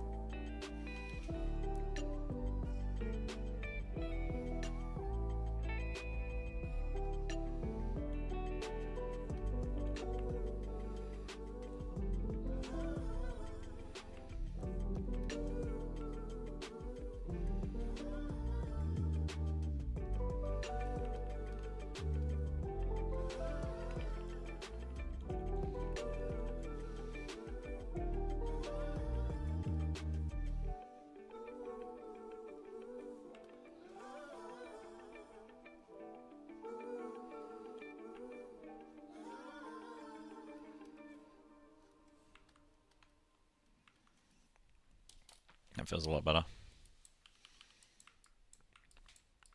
See, sometimes you just need to draw. It really helps a lot.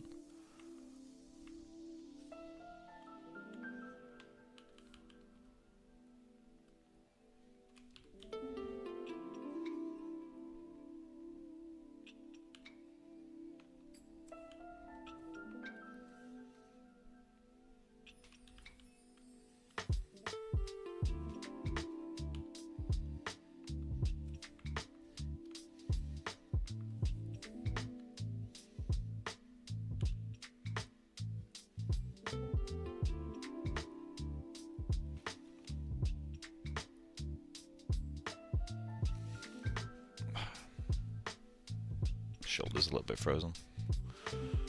Feels great.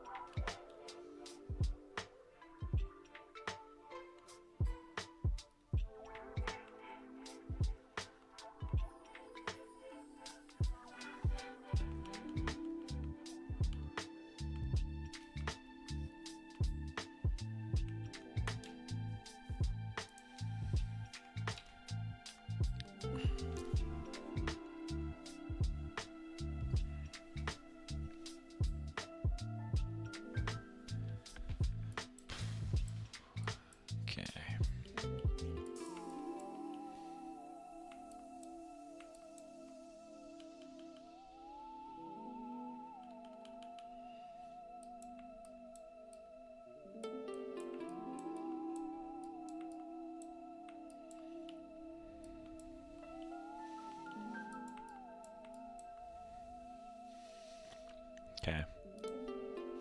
So this guy.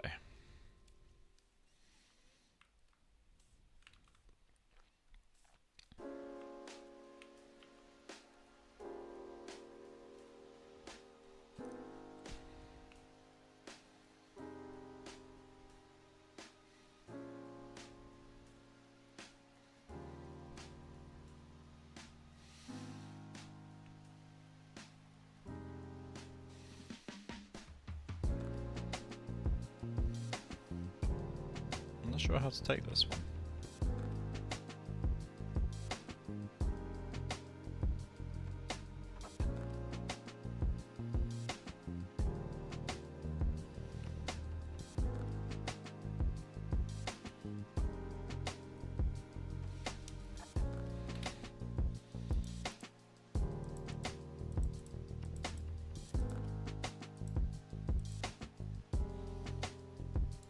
Oh, look.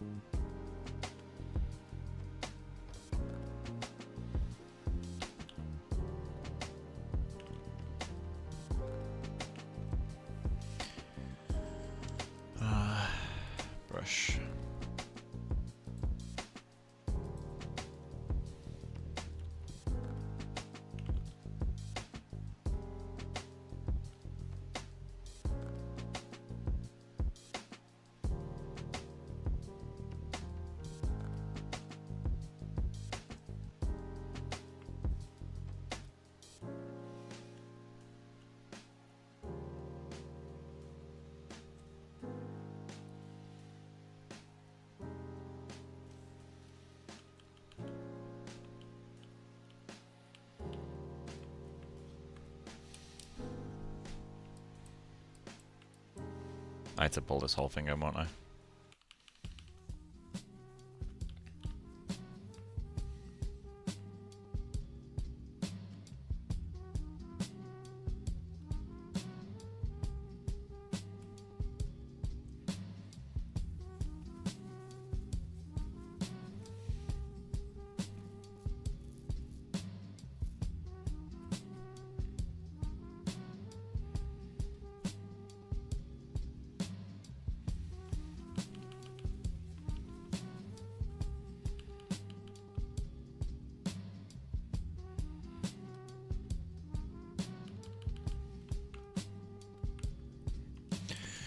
Okay.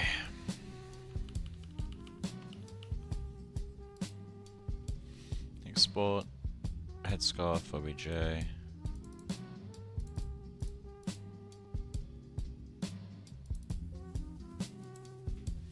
Okay, upper subdivision level.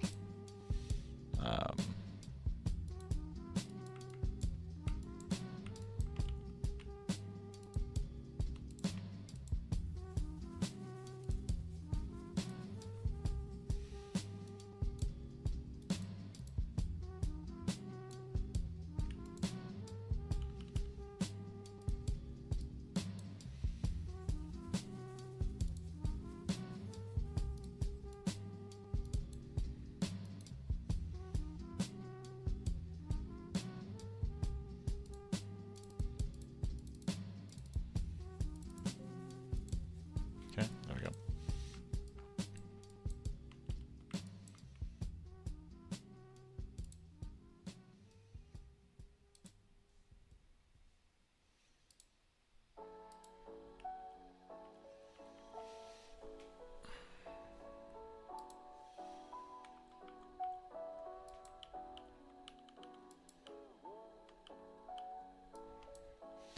Okay. So.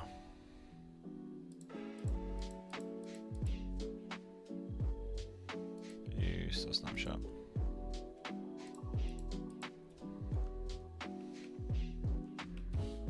Okay. So let's import them again.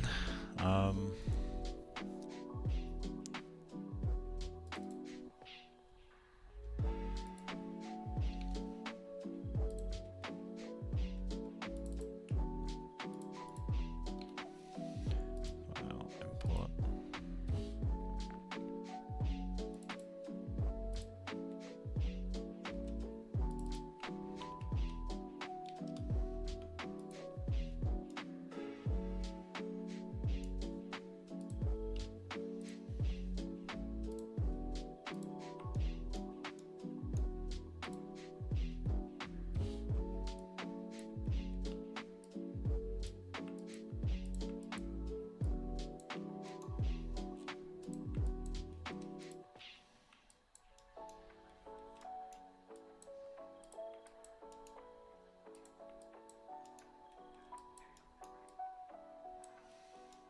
I feel like it needs to be tighter to the neck still.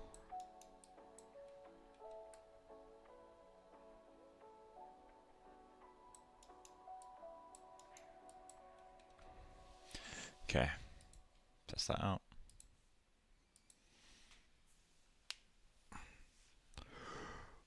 I'm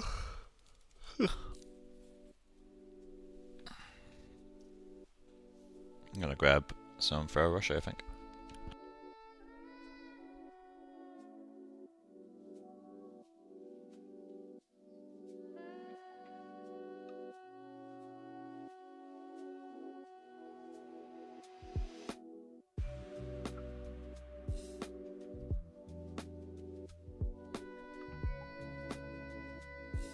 Got some peanut butter cups instead.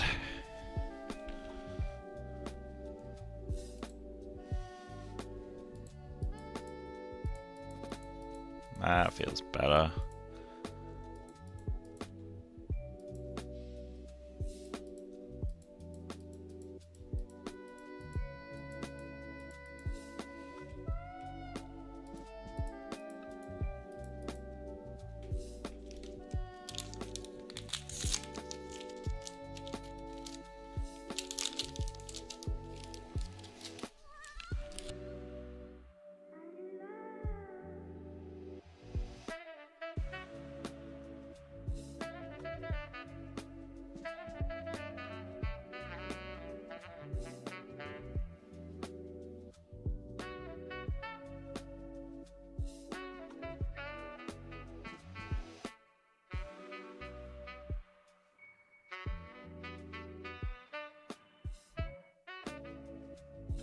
I'm going to head off in about half hour. I could head off earlier, but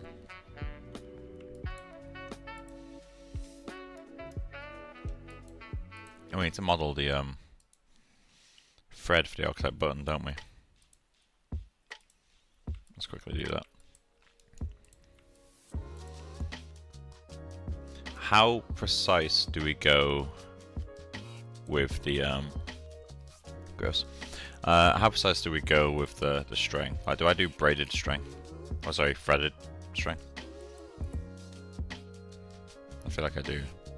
Okay, let's create. Hey Mike, I played around with some settings and put together a couple of inflate brushes that might be useful. Join us to Discord asset and tools. Oh, cool. Cheers, man. Okay, so let's create a curve. We're just going to go 1, 2, 3, 4, 5, 6. Okay.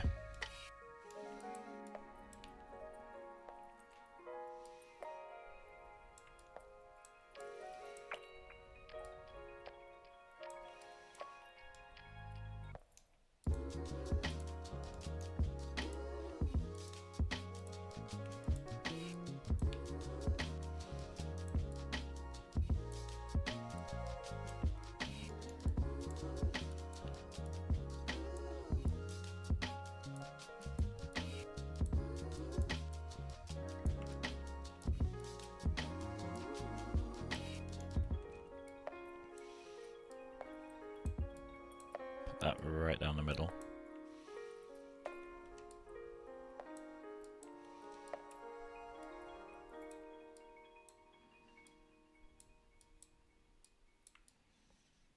Something like that will do.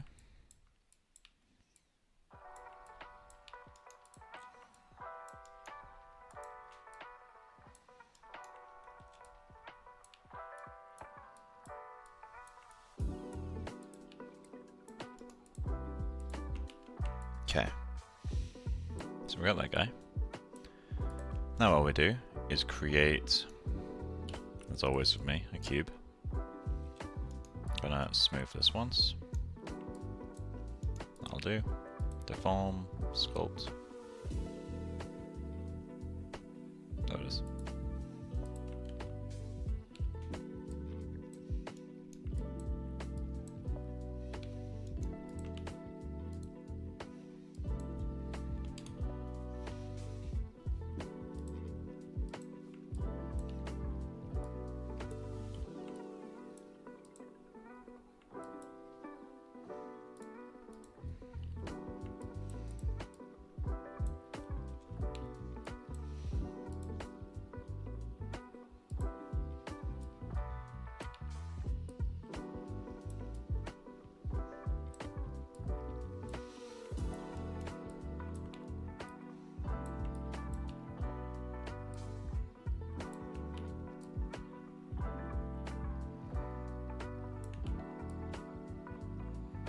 Doesn't need to be too precise.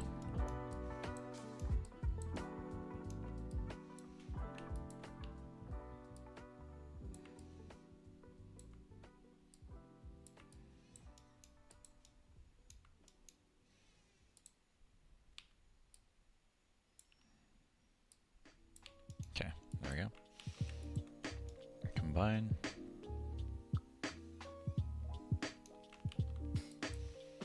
Okay, so select this, select that.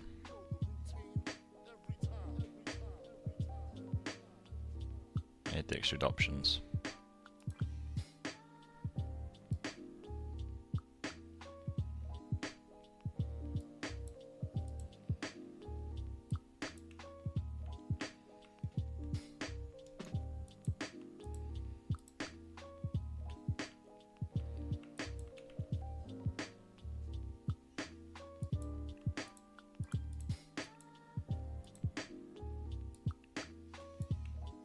Why is it not going along the curve?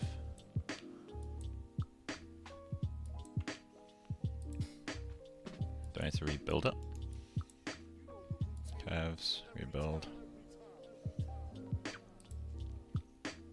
Let's go with 12.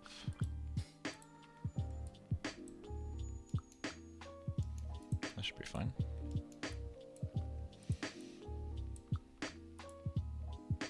Oh wait.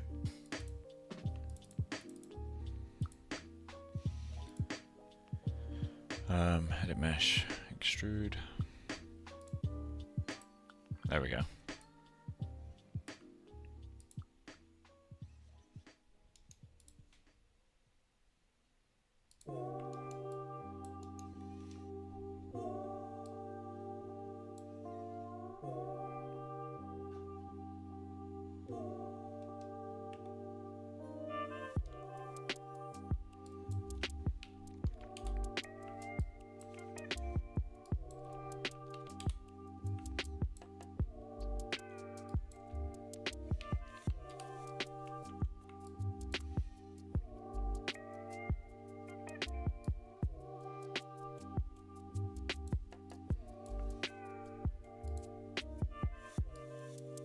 There we go, that's more like it.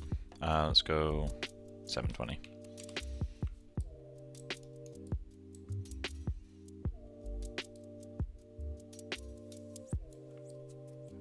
That'll do. Interesting.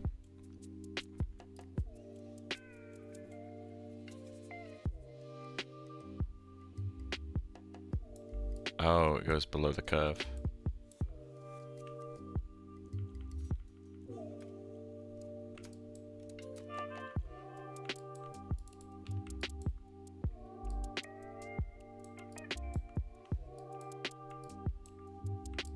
Oh wait, yeah.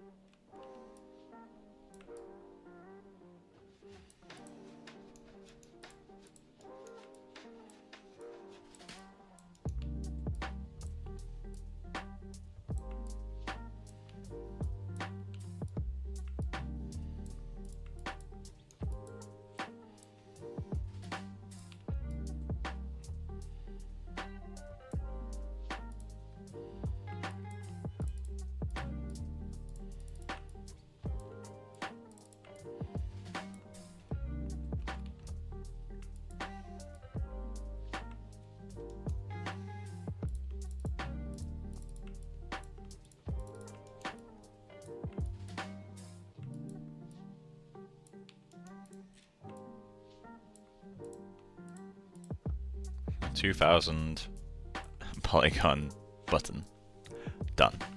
But it works. Combine.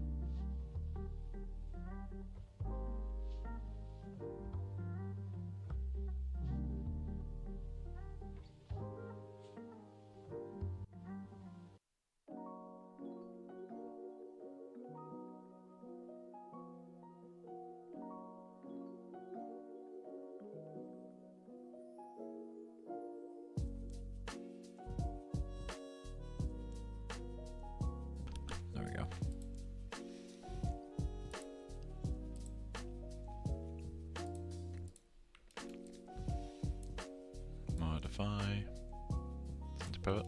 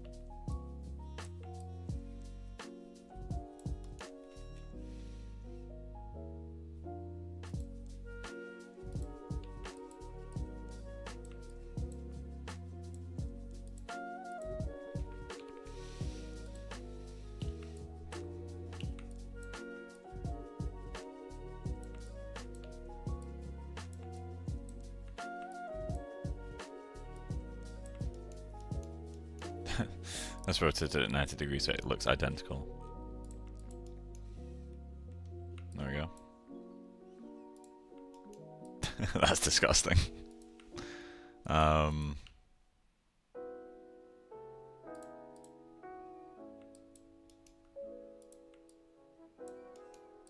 look forward to like, adding groom and stuff to this. It's gonna be fun.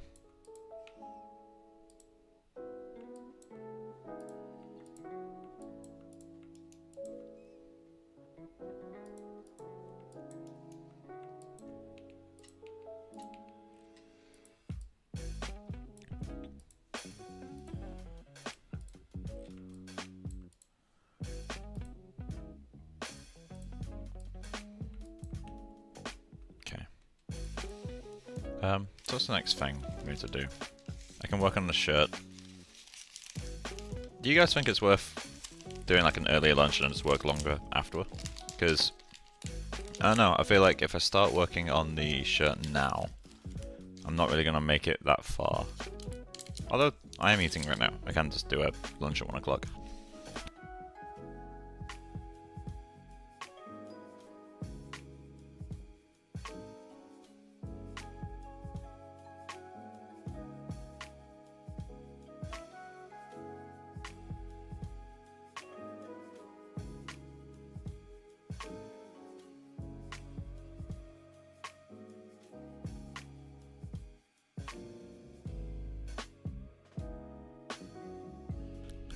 Earlier lunch, alright. I'll head off in about 10 minutes then.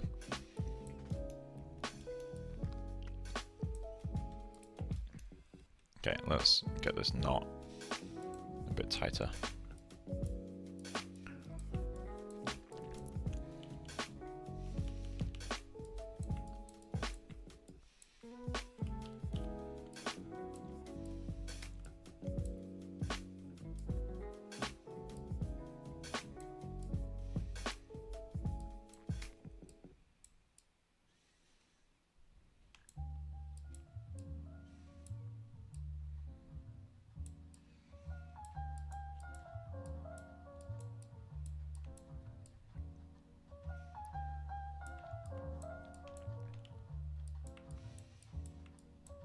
Did I start a render?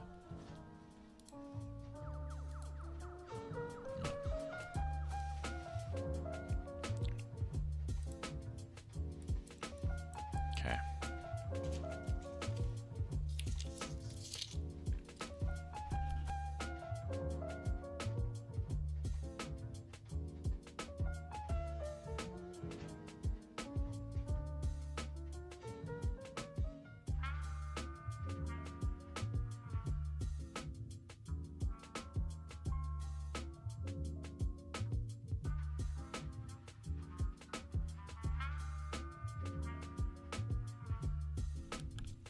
There we go. I received a delivery with 1.4 kilos of chocolate yesterday. Basically, chocolate in Canada is abysmal. If there's any Canadians watching, your chocolate fucking sucks. So, for my birthday, my mum sent me a bunch of chocolate from the UK. And it's so much better. which is hazardous because if I move back to the UK, I'm now going to become addicted to chocolate, which has the implication that I wasn't when I was there. But yeah.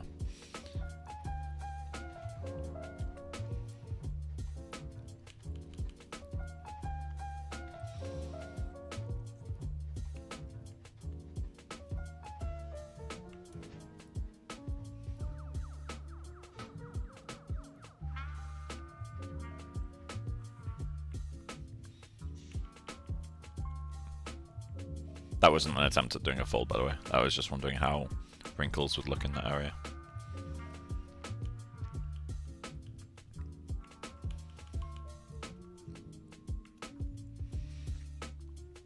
Canada chocolate rules. No, it fucking doesn't, man. You're just wrong on that. Canadian chocolate really is not good.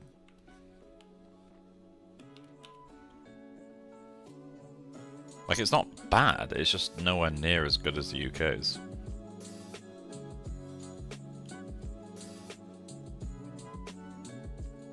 I heard our chocolate has some chemical in it that makes it taste like throw up to Europe. It's just, like... It's just weird. Like, it doesn't taste correct. I can't really explain it. It's like... It's too sweet, but at the same time, it's not, like, creamy. Like... In the UK's chocolate isn't the best either. Like, it's not like Belgian chocolate. Oh, I recently tried Norwegian chocolate, and that was... Matthias, if you ever see this, please bring some more chocolate when you visit. Alright, cool. But yeah, like, Norwegian chocolate's nice. But Canadian chocolate is like... You got Norwegian and Belgian, UK, maybe here, and then Canadian. This is way off. And yeah, I think it's just the creaminess of it. Like, it's really... It's a different texture, I guess.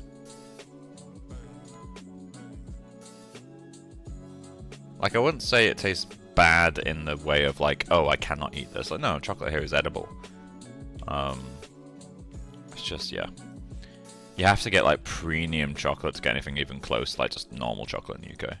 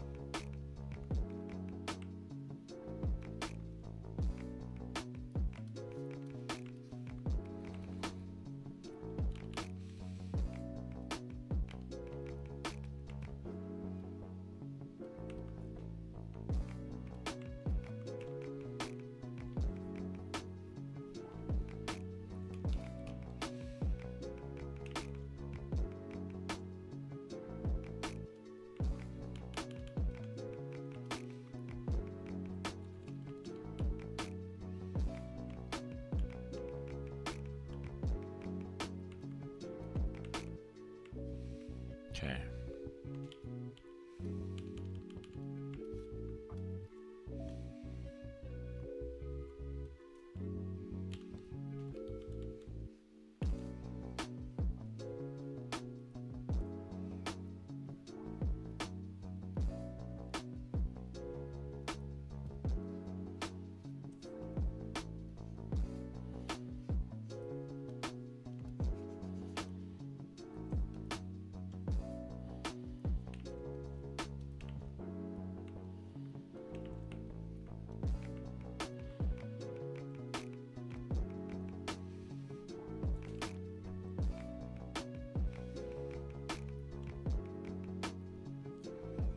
Happy belated, thank you, man. My dude, it's like a year until my birthday.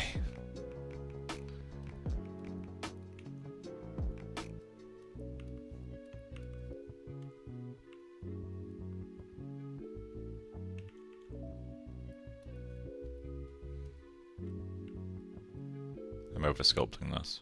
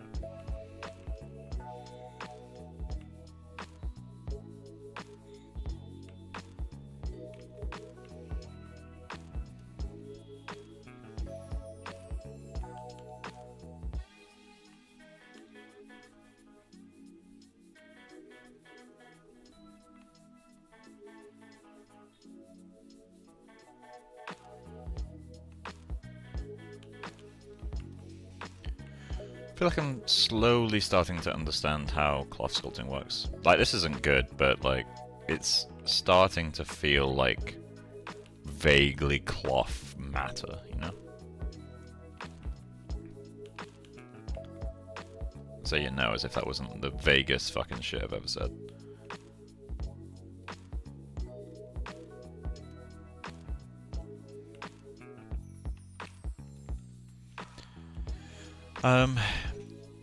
Character's looking good. Did you manage to resolve the issue with the face and eye sculpt? Remember you saying you weren't happy with it? I'm still not happy with it, but I wanted to focus on clothing today.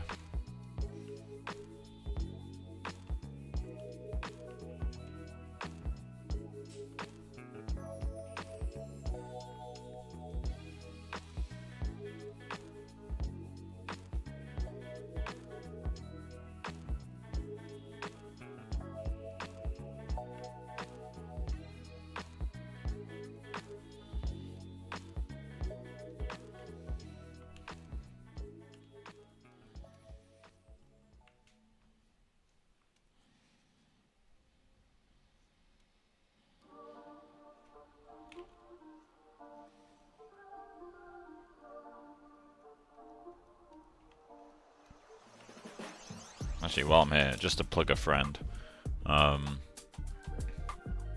Outgang cloth sculpting is some of the best resources for this stuff. I haven't learned it yet.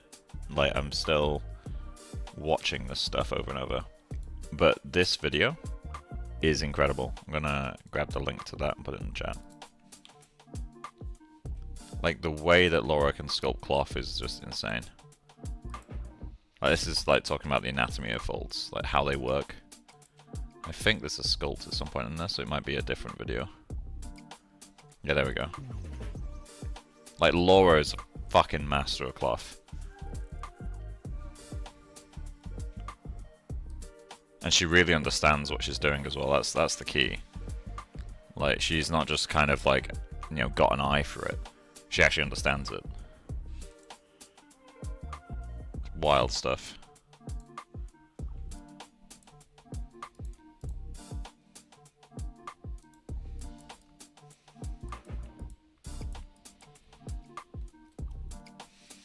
Whereas I do not understand cloth.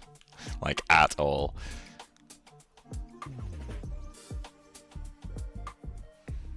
One day. Cloth has been like a long running thing for me of like what I want to understand.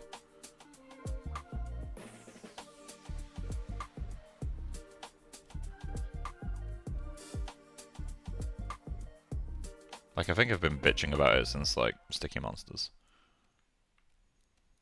I know for a fact I was bitching about it on Mona.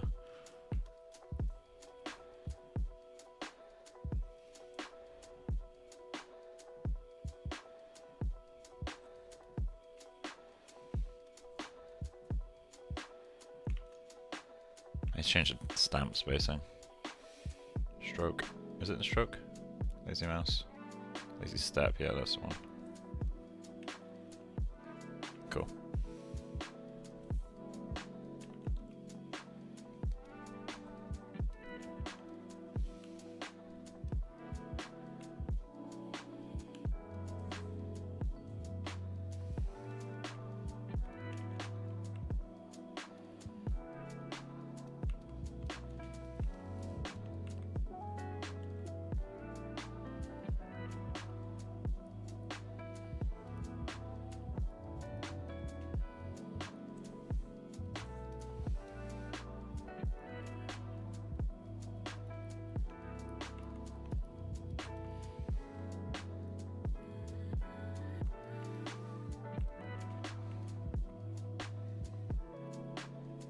Feels really artificial, doesn't it?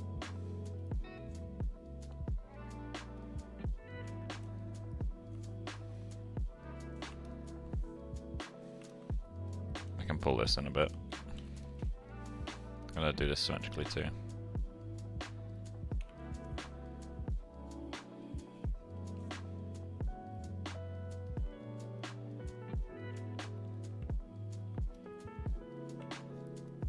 Feels a little bit more organic. There's also an AGX tone mapper for DaVinci Resolve. Nice. Yeah, I feel like you can just run an OCIO profile, right? Like, it shouldn't be that difficult to get AGX working in whatever the fuck software you're using.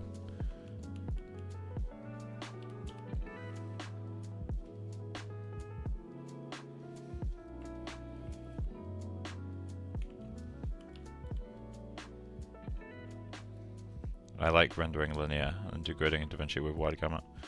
Yeah, I mean, historically I like using aces. But AGX just looks so good, like, visually, that I have to try it.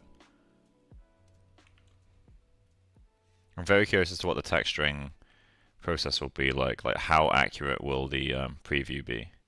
Because it is just sRGB. Like, there's nothing fancy going on with AGX. It's just sRGB. In terms of workflow, I mean, like, AGX itself is pretty fucking cool.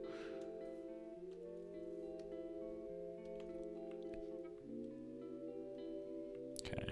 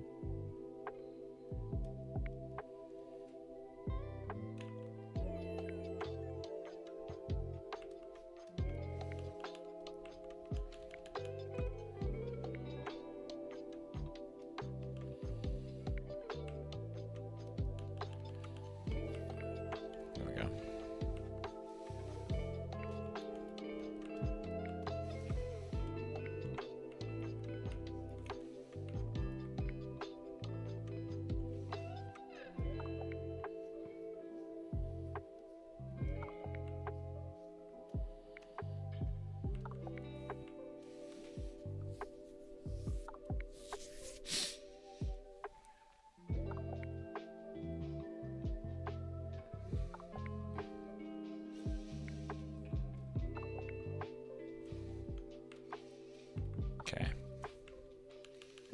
Getting there. I like the fact I can control contrast curve better in AGX as opposed to aces. Yeah, I mean, I haven't actually dug too deep into AGX yet. Like, I can imagine it's quite nice to be able to work with in that, like, the value 1 is like the point at which stuff starts to like emit light. Whereas with aces, I think a value of white.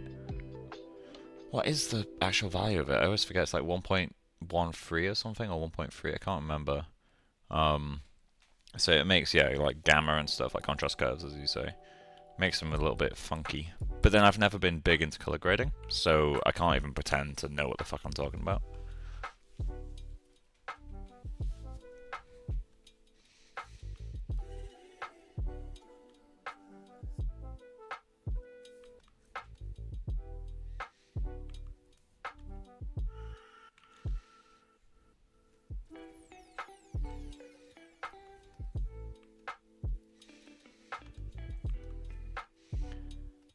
As much as I hate sculpting cloth, there is something zen-like to it.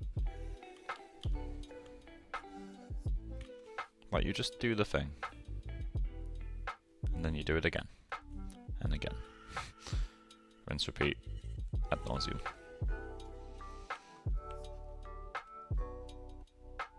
I need to work on this side. But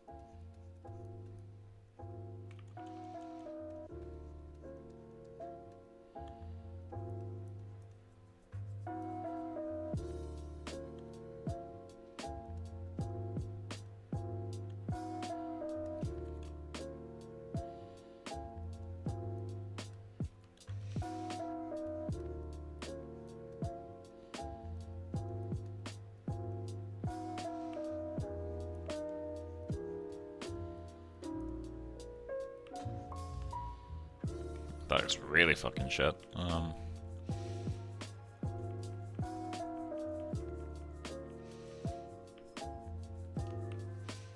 I think now's the time to end the stream for a bit. Go grab lunch, and then come back. And go for a walk as well. Go get the steps in. I've been trying to get my average steps back up. Like, it's been high for a long time. Like, the lowest steps I've done in a day for the last 5 months has been 12,000. Other than one day where I was, like, completely hungover and couldn't get out of bed. We don't talk about that day. But, like, yeah, I'm trying to get it back up to, like, around 20k a day. Which takes just over 2 hours. Which actually is quite easy to do. Walk in the morning to the gym, walk for an hour at lunch, and then after work, I've got like 2,000 steps left to do. I can just walk to the shop and back, and that achieves my target for the day.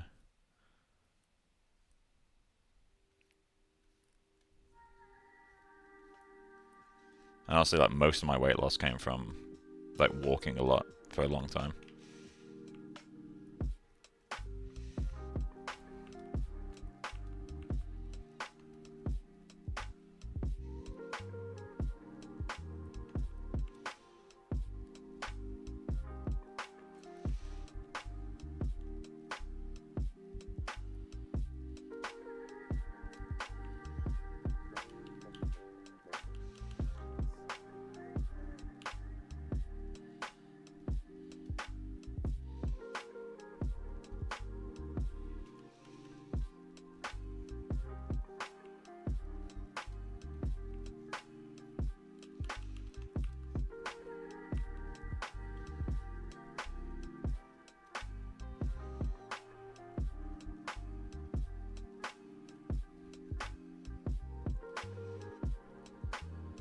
Getting noisy now.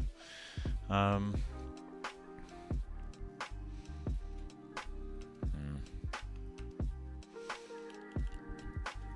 still working right now because I'm trying to figure out what I want for lunch. Like, I have no idea. I've got stuff at home I can make, but I'm also not really fancying making something. I kind of want to eat out somewhere.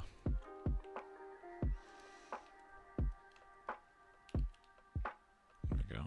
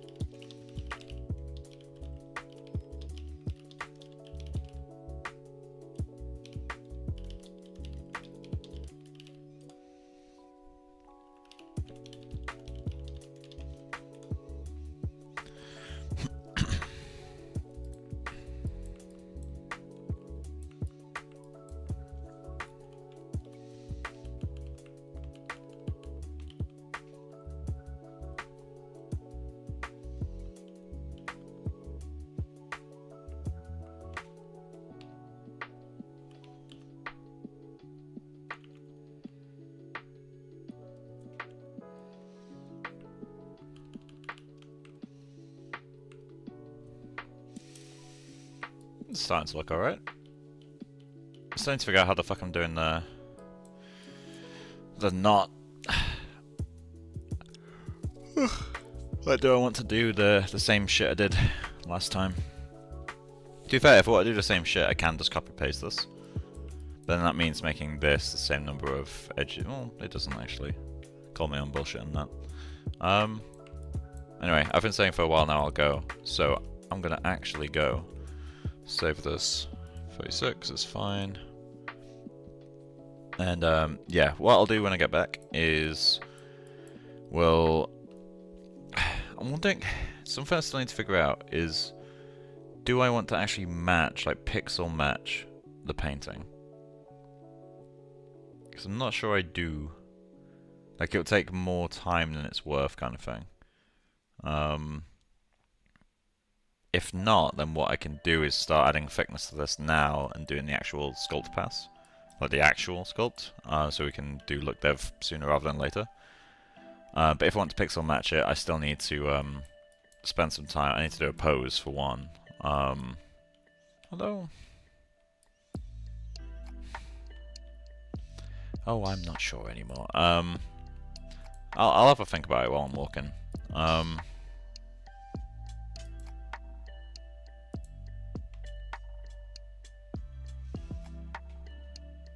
You match the background first, as in the actual background of the painting. Yeah, I mean, doing that stuff. I'm not going to pixel match that, I know that for sure. But like, I'm already gonna. I know I'm gonna pixel match the face for the painting, because that is worth doing. But the rest, I'm still unsure on. Anyway, I'm gonna pack up and go get my lunch. Might go to Bella Deli again. And yeah, I'll be back in 2 to 3 hours, because I like to go on my walk too. And yeah, we'll work on the clothing a bit more to kind of see where it goes from there. Something I really want to do before I go.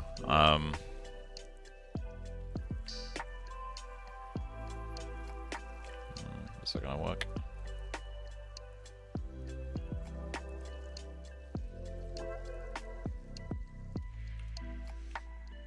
Looks a bit funky. Yeah, anyway, I'm gonna go get lunch, and I'll be back in a couple hours. Cool. See you guys.